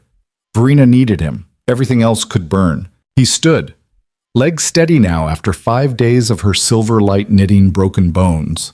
Not perfect, not whole, but functional enough for what came next. He moved through the cottage gathering what little he had, the blade he'd taken from one of Draegor's warriors during their first confrontation. Dried meat, water. The bare essentials for someone about to start a war with nothing but determination and the absolute certainty that failure meant losing the only thing in this world worth protecting. The bond pulsed again. Stronger. More urgent. Coming, he sent back through the connection. Voice silent, but intention clear as a blade's edge. "Hold on, I'm coming." He didn't know if she could hear him. Didn't know if messages traveled both ways through soul-deep connections forged in desperation and silver light. But he sent it anyway because the alternative was leaving her to face whatever hell Draegor had planned alone. And that wasn't acceptable. Wouldn't be acceptable even if it cost him everything he had left. Because somewhere in 5 days of healing and conversation and learning what it meant to trust someone who had every reason not to trust him, Kaelor had crossed a line he hadn't meant to cross. He'd stopped seeing Verena as a convenient ally or a useful luminary, or even as the woman who'd saved his life. He'd started seeing her as his, not in the possessive way that alphas claimed mates like territory, but in the deeper way that mattered more. The way that meant her pain became his pain, her fight became his fight. Her survival became more important than his own, because living in a world where she didn't exist wasn't living at all. It was just waiting to die. The realization should have terrified him, should have triggered every instinct he'd developed over decades of ruling. Every lesson about keeping distance, about never letting personal attachment compromise strategic thinking, about understanding that kings who loved too deeply became kings who made mistakes that cost kingdoms. But Kaelor was done being a king. Done playing political games while people he cared about bled. Done pretending that surviving mattered more than having something worth surviving for. He left the cottage without looking back. Moved through snow that fell steady and silent, through wilderness that had sheltered him when nowhere else would, through the frozen wasteland that marked the boundary between Exile and the territories where his brother's influence spread like poison through water. The journey to Ashgrave Keep took 3 hours at a pace that made his healing legs scream. But he didn't slow, couldn't slow, because every minute that passed was another minute Verena spent trapped in a place that would break her, or corrupt her, or turn her into something unrecognizable. And he'd seen too many good people destroyed by the machinery of pack politics to let it happen to her. The keep appeared through falling snow like a tumor rising from frozen ground. Stone walls, guard towers, everything designed to project strength and permanence, and the illusion that power built on dominance could last forever. Kaelor had ruled an empire 10 times this size, had commanded armies that could have crushed Ashgrave Keep like an insect beneath a boot. But empires and armies were in the past. Right now he was just a man with a blade and legs that barely worked and a desperate plan that had maybe a 5% chance of success. He'd faced worse odds. Not often, but occasionally. The main gates were guarded by 6 warriors, alert, armed, positioned to intercept anyone stupid enough to approach directly. Kaelor approached directly. The guards saw him coming. Hands moved to weapons, eyes narrowed. One of them stepped forward with the particular swagger that came from never having faced real consequences. "Stop right there," the guard ordered. "State your business or turn around before we make you turn around." "I'm here for Commander Draegor," Kaelor said calmly. "The commander doesn't take visitors at this hour. He'll take this one." Something in Kaelor's tone made the guard hesitate, made him actually look at the man standing before him instead of dismissing him as another exile or wanderer. Look at the gold eyes that burned steady as candle flame, at the way he held himself despite obviously being injured, at the absolute certainty that radiated off him like heat from a forge. "Who are you?" the guard asked. The guard. "Tell your commander that King Kaelor Draeven is here to negotiate terms. And if he's harmed the Luminary in any way, there won't be negotiations, just consequences." The words landed like stones thrown into still water, ripples spreading outward as understanding hit, as the impossible became undeniable. As guards who'd been told the former king was dead or fled or hiding in the capital realized he was standing right in front of them, looking like death would be an improvement but still carrying himself like royalty. The lead guard's expression shifted, fear flickering behind professional composure. "Wait here." He disappeared through the gates. The remaining guards stared at Kaelor with the particular intensity of men trying to decide if they should attack now or wait for orders, trying to calculate if the broken king before them was actually dangerous or just good at projecting confidence he didn't have. Kaelor let them wonder. Let the silence stretch until it became uncomfortable. Let them see exactly what happened when someone had nothing left to lose and everything left to fight for. The guard returned 5 minutes later. His expression carefully neutral, but something in his eyes suggested he'd just had a very interesting conversation with his commander. "He says to bring you in. Smart man." They formed up around him, not hostile, not friendly, just professional containment of a potential threat who happened to be former royalty, and therefore required a certain level of respect even in captivity. Kaelor walked through gates that closed behind him with the finality of a coffin lid, moved through courtyards filled with wolves who stopped to stare, through corridors lined with warriors who whispered as he passed, through the physical manifestation of everything pack hierarchy represented, control through strength, order through dominance, survival through submission to the Alpha's will. He'd built similar systems in his own empire, had enforced similar rules, had genuinely believed that stability required clear hierarchy and absolute authority at the top. Then his brother had poisoned him and left him to die and taught him that systems built on dominance only worked until someone more dominant came along. That control through fear lasted exactly as long as people were more afraid of you than of what came after you. That real power didn't come from making people submit. It came from giving them something worth protecting. They reached the Great Hall. Commander Kaelor Draeven stood on the raised platform looking every inch the Alpha in control of his territory. Broad-shouldered, confident, surrounded by warriors and pack members who'd gathered to see what happened when a deposed king walked into enemy territory with nothing but audacity. But Kaelor's eyes found Verena first. She stood to Draegor's right, positioned like a trophy, like evidence of the commander's power and status. Her clothes were clean, her hair brushed, everything about her presentation designed to show she'd been claimed, civilized, brought back into the fold where she belonged, except her eyes. Her eyes burned with barely contained fury, with silver light flickering just beneath the surface waiting for permission to explode, with the absolute refusal to be owned or controlled or turned into something docile. Their gazes locked across the hall.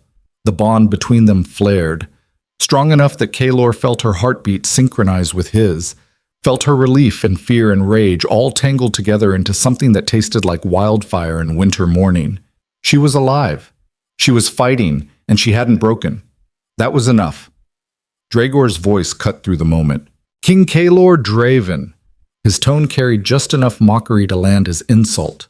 "I'm surprised. Didn't expect you to heal fast enough to come crawling back. Thought you'd be smart enough to stay hidden." "I'm not here to hide," Kaelor said flatly. "I'm here to collect what's mine." "Yours?" Draegor's expression went cold. "She was mine first. My mate. My pack member. I rejected her 3 years ago because she was defective. Now she's not defective anymore, and pack law says I have the right to reclaim what I discarded. Pack law says a lot of things. Doesn't make them right. Right and wrong are philosophical concepts." The commander moved to stand directly in front of Verena, claimed her space with casual possessiveness. "Power is reality, and the reality is that she's in my territory, under my protection, bound by oath to become my mate." He smiled. "You have no claim here. I have the only claim that matters." Kaelor took a step forward. "The bond. There is no bond. You're not mated. Not ceremonially, but soul deep. The kind that forms when a luminary pours her light into a dying wolf and binds herself to him in ways that transcend pack law and political maneuvering." Kaelor's gold eyes never left Draegor's face. "Ask her. Ask if she feels the connection. Ask if she can sense my heartbeat. Ask if leaving me at that cottage cost her anything, or if it was as easy as you seem to think it should be." Silence fell across the hall. Every wolf present understood what that meant. Understood that bonds like that didn't form by accident or convenience. That they represented something deeper than alliance or strategy. that they marked two souls who'd recognized something fundamental in each other and refused to let go even when letting go was the rational choice. Draegor's jaw clenched. Doesn't matter. Soul bonds aren't legally binding. They're not recognized by pack law. Then pack law is wrong. The statement hung in the air like thrown gauntlet, because challenging pack law meant challenging the entire social structure that governed wolf society, meant suggesting that the hierarchy everyone depended on for stability was flawed, built on foundations that served alphas at the expense of everyone else. Draegor's hand moved to the blade at his belt. You come into my territory, into my hall, and insult the laws that keep order, the laws that separate us from chaos. His voice rose. Give me one reason I shouldn't execute you right now for sedition. Because I'm not here to fight you, Kaelor said quietly. No, I'm here to offer you a choice. The commander's expression flickered. Surprise, suspicion, confusion. What choice? Let her go. Release her from the oath you extracted. Allow her to leave freely. Kaelor's voice stayed level, controlled. In exchange, I give you information about Malric's plans for the border territories, information about how my brother intends to consolidate power, about which packs he'll absorb and which he'll destroy, about where Ashgrave falls on that list. Draegor went very still. You're lying. I'm offering you survival. There's a difference. Kaelor took another step forward. My brother didn't poison me because I was a bad king. He poisoned me because I was an obstacle to his expansion plans. Plans that require eliminating every alpha who might challenge his authority. Plans that make your little border keep a target instead of an asset. How do I know you're telling the truth? You don't. But you can verify everything I tell you through your own sources.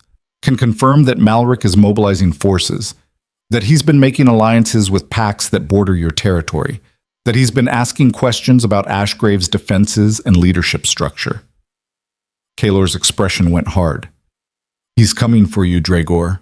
The only question is whether you'll be ready or whether you'll waste time playing games with a Luminary while your walls come down around you. The logic was sound, cold, exactly the kind of strategic thinking that turned political maneuvering into actual leverage. But Draegor didn't look convinced, looked instead like a man who'd just been offered a deal too good to be true and was searching for the trap hidden underneath. Why? He demanded. Why would you help me? I'm not helping you. I'm protecting her. Kaelor's gaze shifted to Verena. Because if Malric takes Ashgrave Keep, you die and she becomes his prize. His Luminary. His tool for legitimizing whatever atrocities he plans next. And I'd rather burn this entire territory to ash than let that happen. The possessiveness in his tone cut through the hall like a blade, made every wolf present understand exactly what they were witnessing. Not a negotiation between political equals, but something rawer, more primal, the kind of desperation that lived when someone was willing to trade everything for one thing and didn't care what it cost. Verena moved, stepped away from Draegor, walked down from the platform, crossed the hall floor while every eye tracked her movement, stopped directly in front of Kaelor. Her hand reached up, touched his face. Silver light flickered at the point of contact, barely visible, just enough to confirm what he'd said about the bond, about the connection that transcended pack law and made them something more than separate individuals playing separate games. You came, she said quietly. Of course I came. You shouldn't have. It's a trap. I know. Then why? Because some things are worth walking into traps for. His hand covered hers where it rested against his face. Because surviving without you isn't surviving.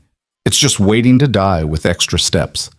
The words settled between them heavy with meaning that had nothing to do with strategy or politics or anything except the brutal honesty of someone who'd stopped pretending survival was enough. Draegor's voice cut through the moment. How touching. The sarcasm was thick enough to choke on. The deposed king and the broken Omega. Star-crossed lovers thinking they can rewrite pack law through sentiment. His expression went cold. Here's reality. She stays. You leave. And if you refuse, I execute you in front of everyone here as a warning about what happens when you challenge alpha authority. Try it, Kaelor suggested. What? I said try it. Execute me. Right now, in front of your entire pack. Show them what happens when their commander feels threatened by a man with no army and barely healed legs. He smiled without humor. Show them how secure your leadership really is. The challenge landed like a slap, because Draegor couldn't afford to look weak, couldn't afford to have his pack question whether his authority came from strength or from fear of being challenged. And executing an unarmed former king who'd walked into enemy territory alone would make him look exactly like what he was, afraid. Not of Kaelor specifically, but of what Kaelor represented. The possibility that dominance through force wasn't the only way to lead. That loyalty built on respect lasted longer than loyalty extracted through intimidation. That maybe pack law was broken and had been broken for a long time, and everyone had just been too invested in the system to acknowledge it. The silence stretched. Draegor's hand remained on his blade. Every muscle in his body coiled tight, ready to explode into violence if that's what maintaining control required. But he didn't draw. Couldn't draw. Because the moment he did, the moment he killed an unarmed man who'd come to negotiate, he proved every criticism Kaelor had just leveled at him was true. "Fine," Draegor said finally, voice tight. "You want her that badly? Take her. Get out of my territory and don't come back. Just like that? Just like that." The commander's smile went sharp as broken glass. "But understand something very clearly. The moment you leave, you're both fugitives. Malric wants you dead. Every pack between here and the capital will be looking for you. You'll have no allies, no resources, no safe haven." He leaned forward. "You're trading temporary safety for permanent exile. And when winter gets harsh and food runs out and she's dying because you couldn't protect her, remember that you chose this." The words were designed to cut, to plant doubt, to make Kaelor question whether love was worth the price tag attached. But Kaelor had already done that math, had weighed the options during 3 hours of walking through snow, had reached the only conclusion that mattered. "I'll take my chances." He held out his hand to Verena. She took it without a hesitation, her fingers intertwined with his. Silver light flickered where their skin touched, the bond flaring bright enough that every wolf in the hall could see it, could see what it meant when two people bound themselves together not because pack law said they should, but because they'd chosen each other anyway. They turned toward the door. That's when Draegor played his final card. "One more thing," he called out. Kaelor stopped. Didn't turn around.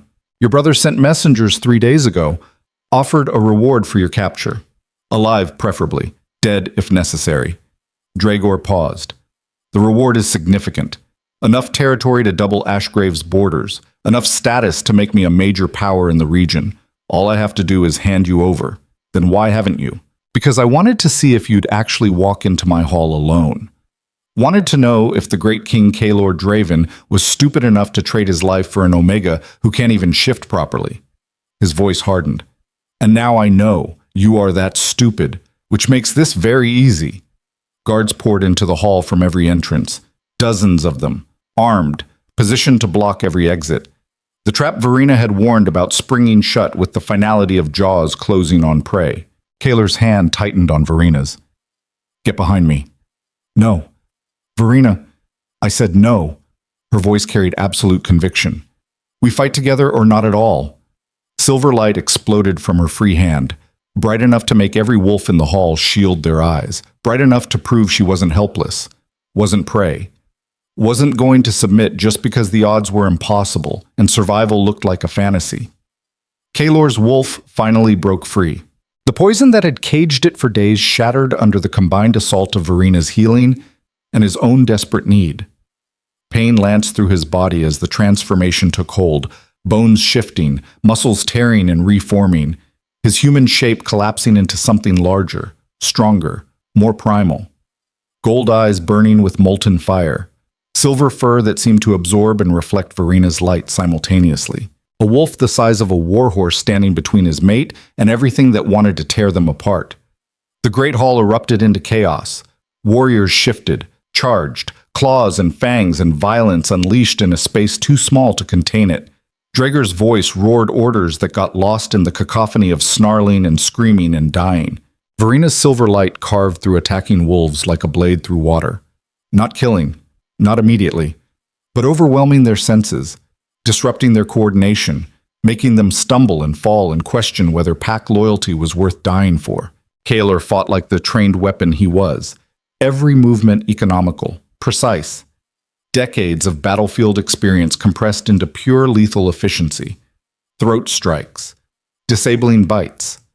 Nothing wasted, nothing unnecessary, just the cold mathematics of survival translated into tooth and claw. They carved a path toward the main entrance, through warriors who tried to stop them and failed, through a pack hierarchy that thought dominance was the same as strength and learned the difference when faced with something that refused to submit. They were almost clear when Draegor himself shifted and blocked their path. Massive, powerful. Everything an alpha male wolf was supposed to be according to pack genetics and social structure. Larger than Kaelor, heavier, with the particular advantage that came from fighting on home territory surrounded by allies. He lunged. Kaelor met him midair. They collided with enough force to crack the stone floor, rolled, snapped, tore at each other with the focused brutality of predators who'd both survived by being meaner than everything else. But Draegor had miscalculated one critical factor. He was fighting to maintain dominance.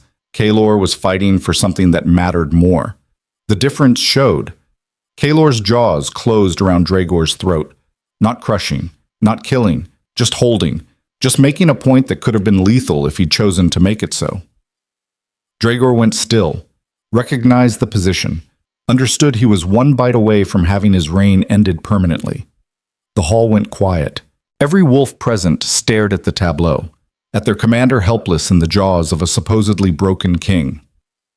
At the proof that dominance through intimidation lasted exactly until someone more determined came along. Kaelor released him, stepped back, shifted back to human form through waves of agony he didn't let show.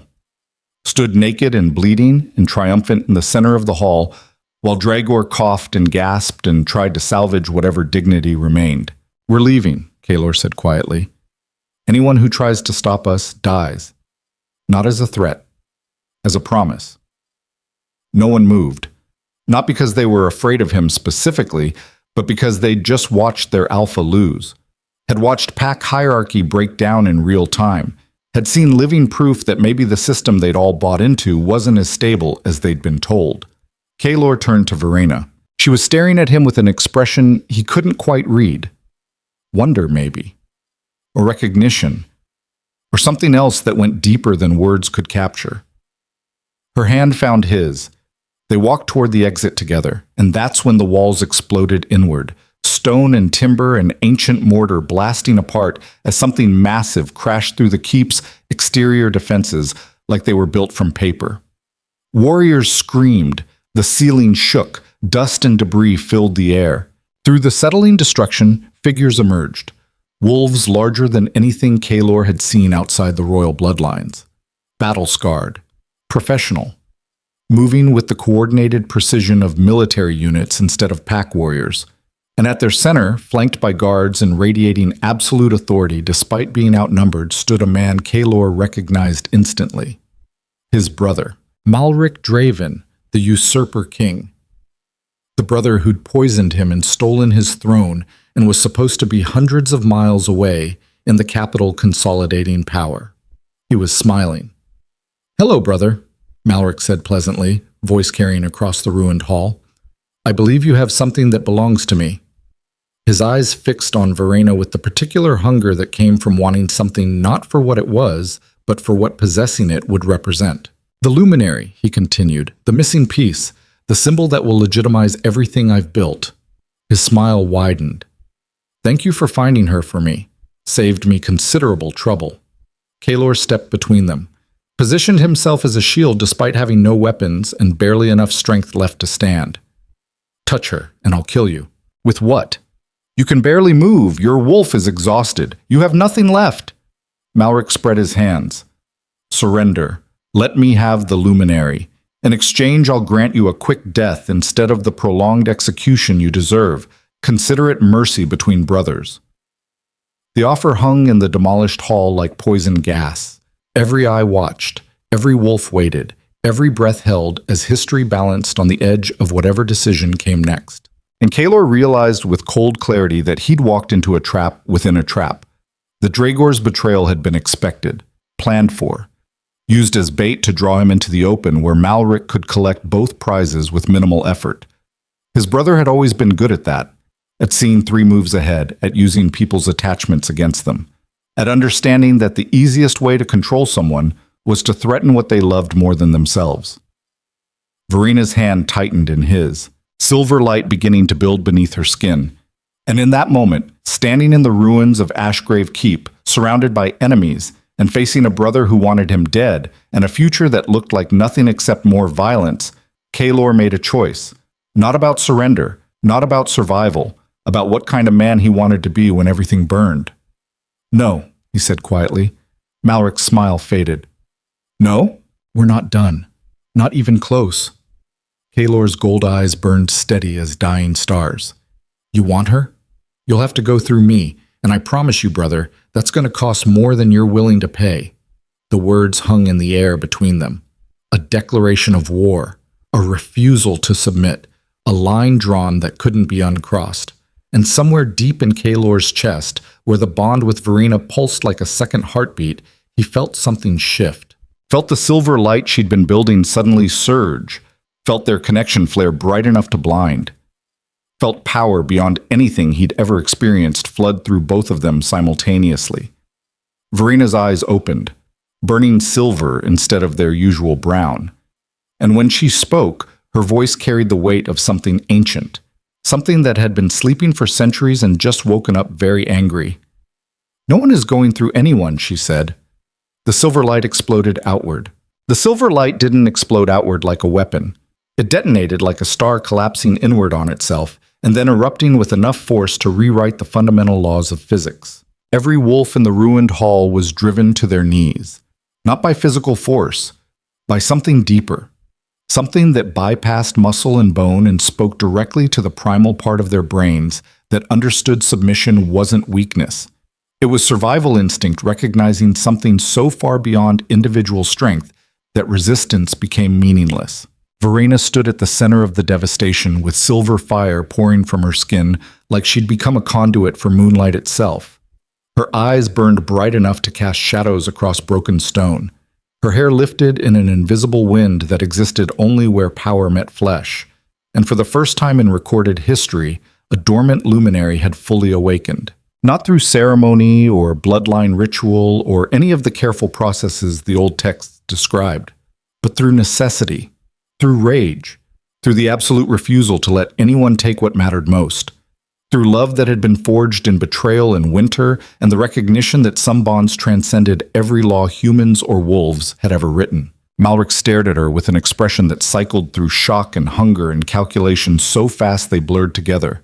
His warriors remained on their knees, frozen, unable to move against the weight pressing down on their consciousness like a physical thing. "Impossible," he breathed. "Full awakening takes years, decades, requires training and preparation, and it requires giving a damn," Verena cut him off, voice resonating with harmonics that shouldn't exist in human vocal cords, something you've never understood because you've spent your entire life taking instead of protecting, claiming instead of earning, destroying instead of building. The words hit harder than any physical blow could have, because they were true, because everyone present knew they were true. Because Malric's entire reign had been built on the foundation of taking what his brother had created and calling it his own achievement. The usurper king's expression hardened. Beautiful speech. Doesn't change reality. He forced himself to his feet against the pressure, gritted his teeth, took one step forward, then another. "You're powerful. I'll grant you that. But power without experience is just potential waiting to be controlled, and I've been controlling powerful things my entire life." He gestured.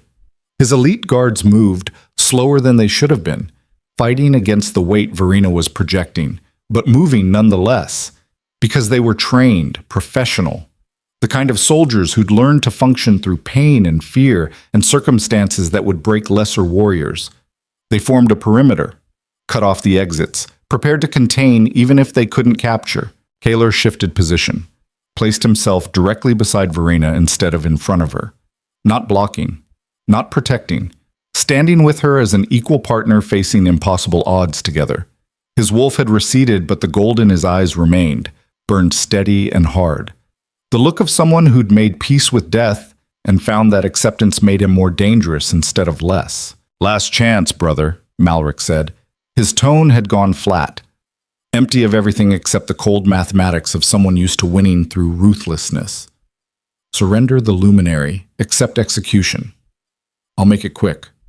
Relatively painless. The merciful death you should have received at the border instead of this prolonged suffering." Kaelor's response was immediate. "No. Then you die slow. You die watching her be claimed and broken and turned into the symbol that legitimizes everything I've built. You die knowing that your stubborn pride cost her everything." Malric's smile returned, sharp as shattered glass. "That's the price of refusing to bend. That's what happens when sentiment overrides survival."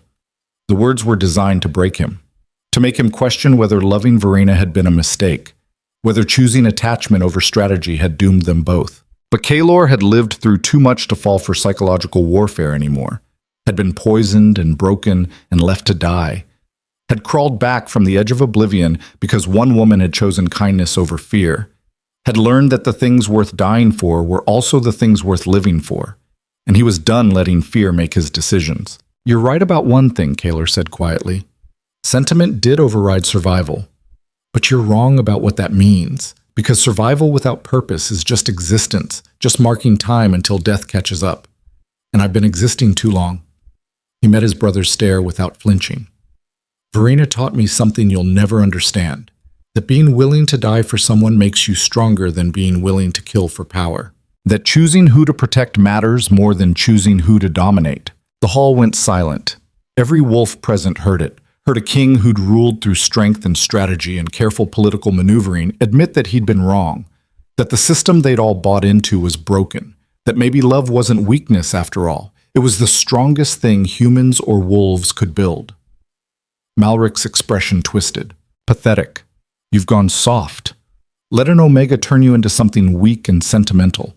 This is why I had to take the throne. Why you couldn't be allowed to continue ruling." His voice rose. "Because leaders who love make decisions based on emotion instead of necessity. They hesitate. They compromise. They get people killed because they can't make the hard choices." "You're wrong," Verena said. Everyone's attention snapped to her, to the Luminary who'd been silent while the brothers argued, who'd been gathering power while they traded words, who'd been waiting for exactly the right moment to demonstrate why ancient texts warned that awakened luminaries could topple kingdoms. "Love doesn't make you weak," she continued, voice still carrying those impossible harmonics. "It makes you accountable, makes you understand that power is responsibility instead of privilege, that every decision costs something, and the people who pay that cost deserve leaders who actually give a damn about their suffering." She took a step forward, silver light intensifying, flooding the hall with illumination that made every shadow retreat, made every hidden truth visible. "You wanted to know what makes a luminary dangerous? It's not the healing, not the power. It's that we can see what you really are underneath all the dominance and authority and carefully constructed masks." She turned her burning silver gaze on Malric. "And you're terrified, not of losing, not of dying, of being seen, of having everyone know that beneath the crown and the armies and the political maneuvering, you're just a scared little boy who poisoned his brother because you knew you'd never measure up." The words detonated across the hall like explosives. Malric's composure cracked. Just for a second, just long enough for everyone to see the truth underneath, the insecurity, the desperate need for validation, the bone-deep fear that he wasn't good enough and never would be, no matter how much power he accumulated. "Lies," he snarled. "Then prove it." Verena's challenge rang clear. Face Kaelor alone. No guards, no warriors, just brothers. Just two men and the question of who actually deserves to lead.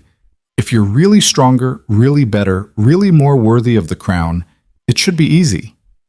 The trap was beautiful in its simplicity, because Malric couldn't refuse without looking weak, couldn't hide behind his army without proving he needed them, couldn't do anything except accept the challenge or admit that his entire reign was built on fear rather than genuine authority.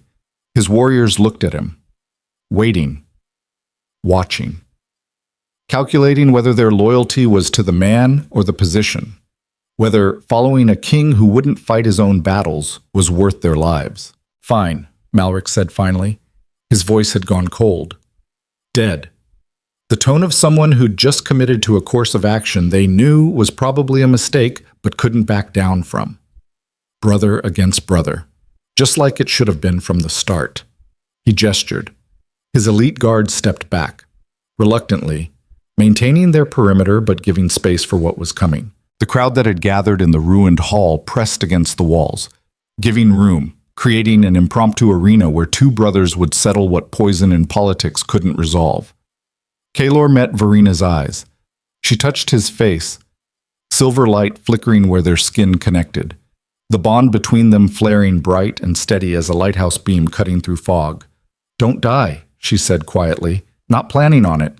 "Good, because I just figured out how to use this power and I'd like someone to practice on besides enemies." Despite everything, Kaelor almost smiled. Then he turned to face his brother. The two men circled each other. Not wolves anymore. Just humans. Just flesh and bone, and the accumulated damage of lives lived at the summit of power where the air was thin and every decision carried weight that crushed normal people. Malric moved first. Fast. Trained. The product of decades studying warfare and combat and every possible way to kill efficiently. His fist drove toward Kaelor's throat, aimed for the vulnerable points that would end fights quickly. Kaelor slipped the blow, barely, his body moving on instinct and muscle memory that went deeper than conscious thought, countered with a strike to Malric's ribs that connected hard enough to crack bone. They broke apart, circled again. "This is what it comes down to," Malric said between ragged breaths. "After all the politics and poisoning and careful planning, just two brothers beating each other bloody in front of strangers, almost poetic in its simplicity. Should have just challenged me openly if you wanted the throne so badly. And risk losing?" Malric shook his head. "I'm not stupid, Kaelor. I know you're the better fighter. Always have been. That's why poison was necessary. Why betrayal was the only path." He wiped blood from his mouth. "You can't beat someone stronger by playing fair. You win by changing the rules. That's not winning. That's cheating and calling it strategy. Call it whatever helps you sleep at night. The result is the same. I have the crown. You have nothing. I have something you'll never understand." Kaelor's expression hardened. "I have people who follow me because they want to. Not because they're afraid of what happens if they don't. Not because I've threatened their families or burned their villages or made examples out of dissenters. Because they actually believe in something I represent." "Pretty words?" Malric lunged again, faster, desperate. "Don't make them true." The fight intensified. Brutal. Efficient. Two men who'd been trained by the same masters using the same techniques against each other. Every move countered, every opening defended, perfectly matched except for one critical difference. Kaelor was fighting for something that mattered more than winning, and that made him willing to take risks Malric couldn't calculate. He absorbed a devastating blow to his ribs, let Malric think he'd found an opening, watched his brother commit to a finishing strike, then moved inside the attack and drove his fist into Malric's solar plexus hard enough to fold him in half. The usurper king went down, gasped for air that wouldn't come, hands clutching his chest while his body tried to remember how breathing worked. Kaelor stood over him, breathing hard, bleeding from a dozen places, legs threatening to give out because they were still healing and this fight had pushed them past any reasonable limit, but standing, still standing, while his brother knelt. "Yield," Kaelor said quietly. Malric looked up, eyes full of hatred and something else. Something that might have been respect or might have been the recognition that he'd always known this moment would come. That poisoning Kaelor had only delayed the inevitable. "And if I don't, then I finish what you started at the border. But this time I do it in front of everyone so they understand exactly what happens when you betray family, when you put ambition above every bond that's supposed to matter." Kaelor's voice went flat, empty. "I don't want to kill you, Malric, but I will if that's the only way to stop you from burning the Empire to ash." The hall waited, every breath held, every eye fixed on two brothers, and the question of which one would back down first. Finally, Malric spoke. "I yield." The words came out strangled, bitter, tasting like defeat and bile and the complete collapse of everything he'd built through betrayal and blood. But they were sincere, because he understood that Kaelor would do it, would kill him if necessary. Not out of hatred or revenge, but because letting him live with the crown meant condemning thousands to suffer under a ruler who saw people as resources instead of responsibilities. Kaelor stepped back. The crowd erupted. Not in cheers, in something more complicated. Relief mixed with shock, mixed with the understanding that they'd just witnessed something fundamental shift. That pack hierarchy and political systems, and everything they'd been taught about strength and dominance, had just been questioned in ways that couldn't be ignored. Verena moved to Kaelor's side, caught him when his legs finally gave out. Silver light poured into him, healing the worst of the damage, knitting bones and tissue back together through sheer force of will and power that still didn't have an instruction manual. "You okay?" she asked quietly. "No, but I will be." "Good, because we still have to figure out what comes next." What comes next was the question nobody had a good answer for. Because executing Malric would make Kaelor look like a tyrant, would prove that power changed hands through violence and nothing else, would reinforce the very system he'd just argued was broken. But letting Malric live meant leaving a threat active, meant trusting that exile or imprisonment would actually contain someone who'd already proven he was willing to do whatever it took to claim power. The impossible mathematics of leadership, the brutal calculus that turned every choice into a compromise with consequences. Kaelor forced himself to stand without Verena's support, faced his brother who remained kneeling in the center of the ruined hall. "You're going to stand trial," Kaelor said, voice carrying across the space, "before a council of the territories you tried to subjugate, before the packs you threatened and the families you destroyed. You're going to answer for every decision, every betrayal, everybody that paid the price for your ambition. That's not mercy." Malric's laugh was bitter. "That's torture. Making me face everyone I hurt, making me justify choices I can't justify." "No. That's accountability. The thing leaders are supposed to have. The thing that separates rulers from tyrants." Kaelor's expression went hard. "You wanted the crown so badly, you poisoned your own brother for it. Now you get to explain why to everyone who suffered the consequences. And if they decide execution is justice, then you die. But not because I made the decision alone in the heat of anger. Because the people you ruled decided you weren't worthy of the authority you claimed." The silence that followed felt heavy enough to crack stone. Because what Kaelor was proposing was revolutionary, was suggesting that leaders should answer to the people they led instead of the other way around. That crowns were responsibilities granted by consent instead of prizes taken by force. It was dangerous, unprecedented. The kind of idea that toppled existing power structures and built new ones from the rubble. And every wolf in that hall understood they'd just witnessed the birth of something that would either transform the empire or tear it apart. Malric's warriors looked at each other, calculating, deciding. Some nodded. Others looked uncertain. But none of them moved to defend their former king. Because defending someone who wouldn't face consequences for their actions meant accepting that the same fate awaited them.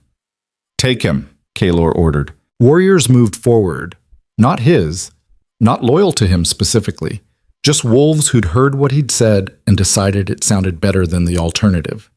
They bound Malric's hands, led him toward what remained of the exit. The usurper king looked back once, met Kaelor's eyes across the ruined hall. "You think this makes you better than me?" he asked.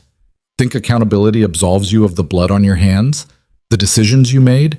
The people who died because of choices you can't take back?" "No," Kaelor said quietly. "It just means I'm willing to face them instead of pretending they didn't happen." Malric was led away.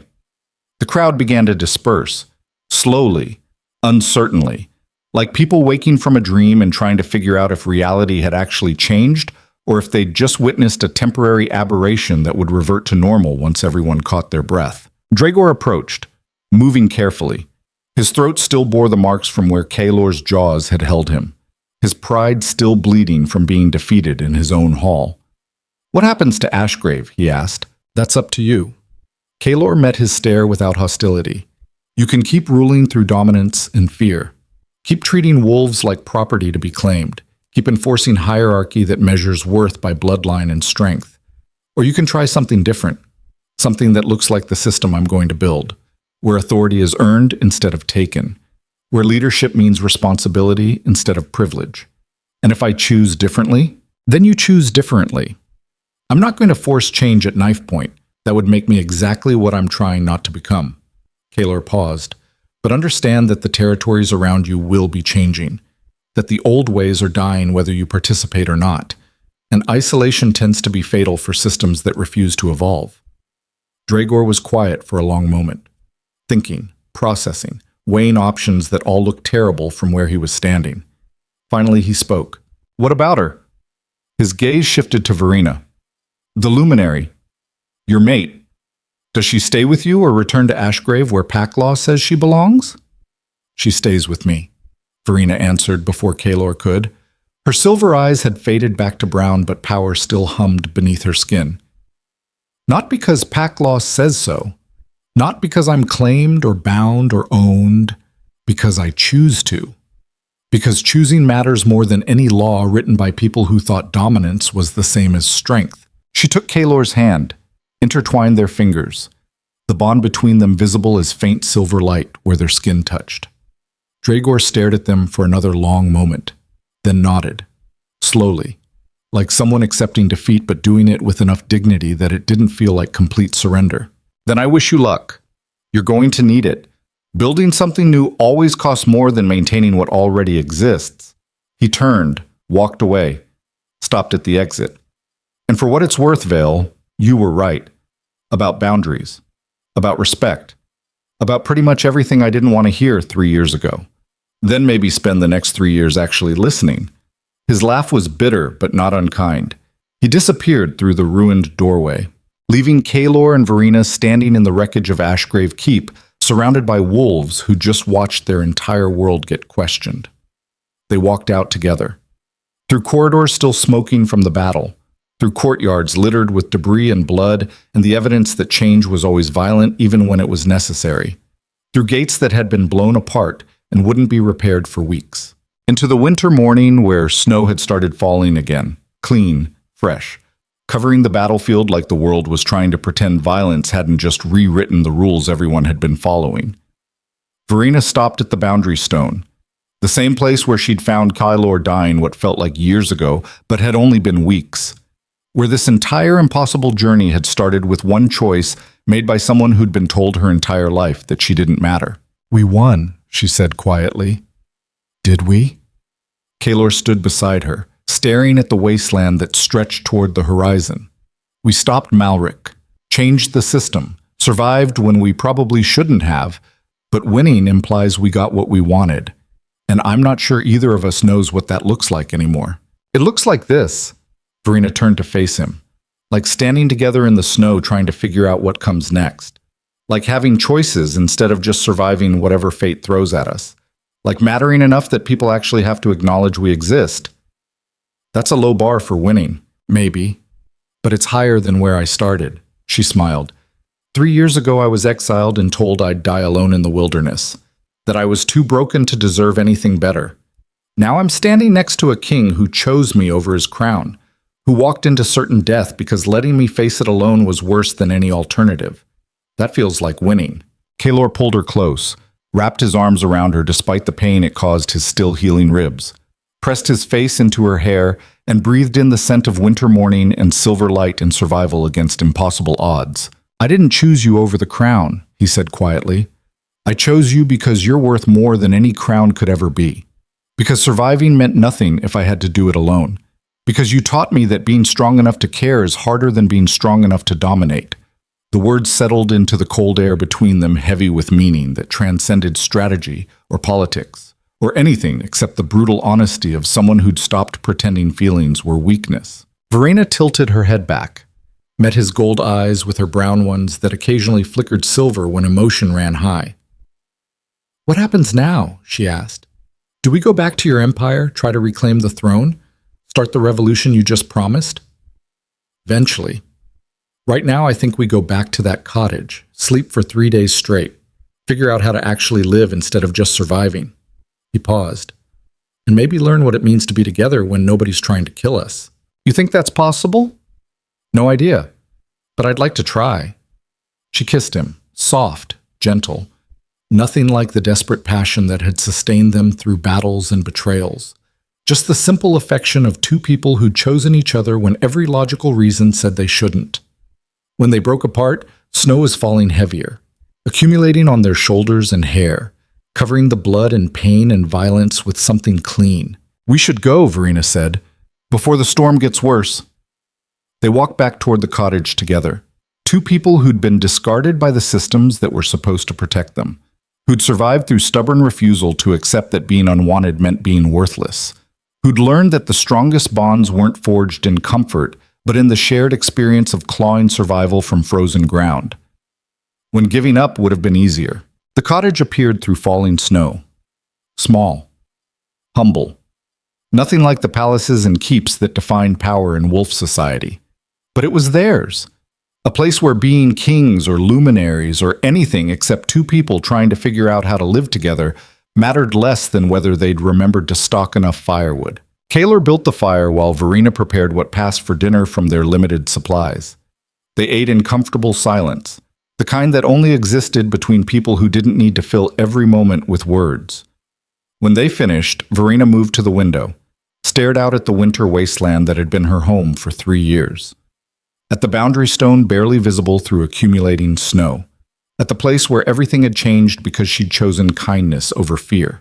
"You're thinking too loud," Kaelor said from beside the fire, "just wondering if we made the right choice. If changing the system is going to work, or if we just created new problems to replace the old ones. Probably both. Change always costs more than we expect, always breaks things that seem stable, always makes people uncomfortable because discomfort means acknowledging that the old ways weren't as good as everyone pretended." He stood, moved to join her at the window. "But the alternative is maintaining systems we know are broken because fixing them is hard. And you think we can fix them? No. I think we can build something better from the pieces, something that acknowledges power as responsibility instead of privilege, that leaders should serve instead of dominate, that maybe strength isn't about being willing to hurt people, but about being willing to protect them even when protection costs everything you have." His reflection met hers in the frost-covered glass. "I think we can try. And trying matters more than guaranteed success." Verena leaned back against him, felt his arms wrap around her, felt the bond between them pulse steady as a heartbeat. Outside, the storm intensified. Wind howled across the wasteland. Snow piled higher. The world did what winter always did, tested everything to see what was strong enough to survive. But inside the cottage, beside a fire that burned steady and warm, two people who'd been discarded and told they were worthless discovered something the Empire had forgotten. That the strongest foundations weren't built from dominance or fear or hierarchy. They were built from the simple choice to stand beside someone when standing alone would have been easier, to protect what mattered more than survival, to acknowledge that being vulnerable enough to love was braver than being invincible enough to dominate. And as the winter storm raged outside, Kaelor Draeven, the king who'd been poisoned and broken and left to die, finally understood something no throne had ever taught him, that the crown he'd lost was never the one worth wearing. The real crown was earned through choices made when nobody was watching, through kindness offered when cruelty would have been easier, through the willingness to admit that being wrong was better than being certain and monstrous. He kissed the top of Verena's head, felt her settle deeper into his embrace, felt the bond between them strengthen with every shared breath. And for the first time in his entire life, Kaelor stopped trying to carry the weight of the world alone, because he'd finally found someone strong enough to share the burden, someone who'd taught him that being human wasn't the weakness everyone claimed it was. It was the only thing that made survival worth the cost. The fire crackled, snow fell, and two people who'd been told they were broken discovered they'd been whole all along. They just needed someone brave enough to see it.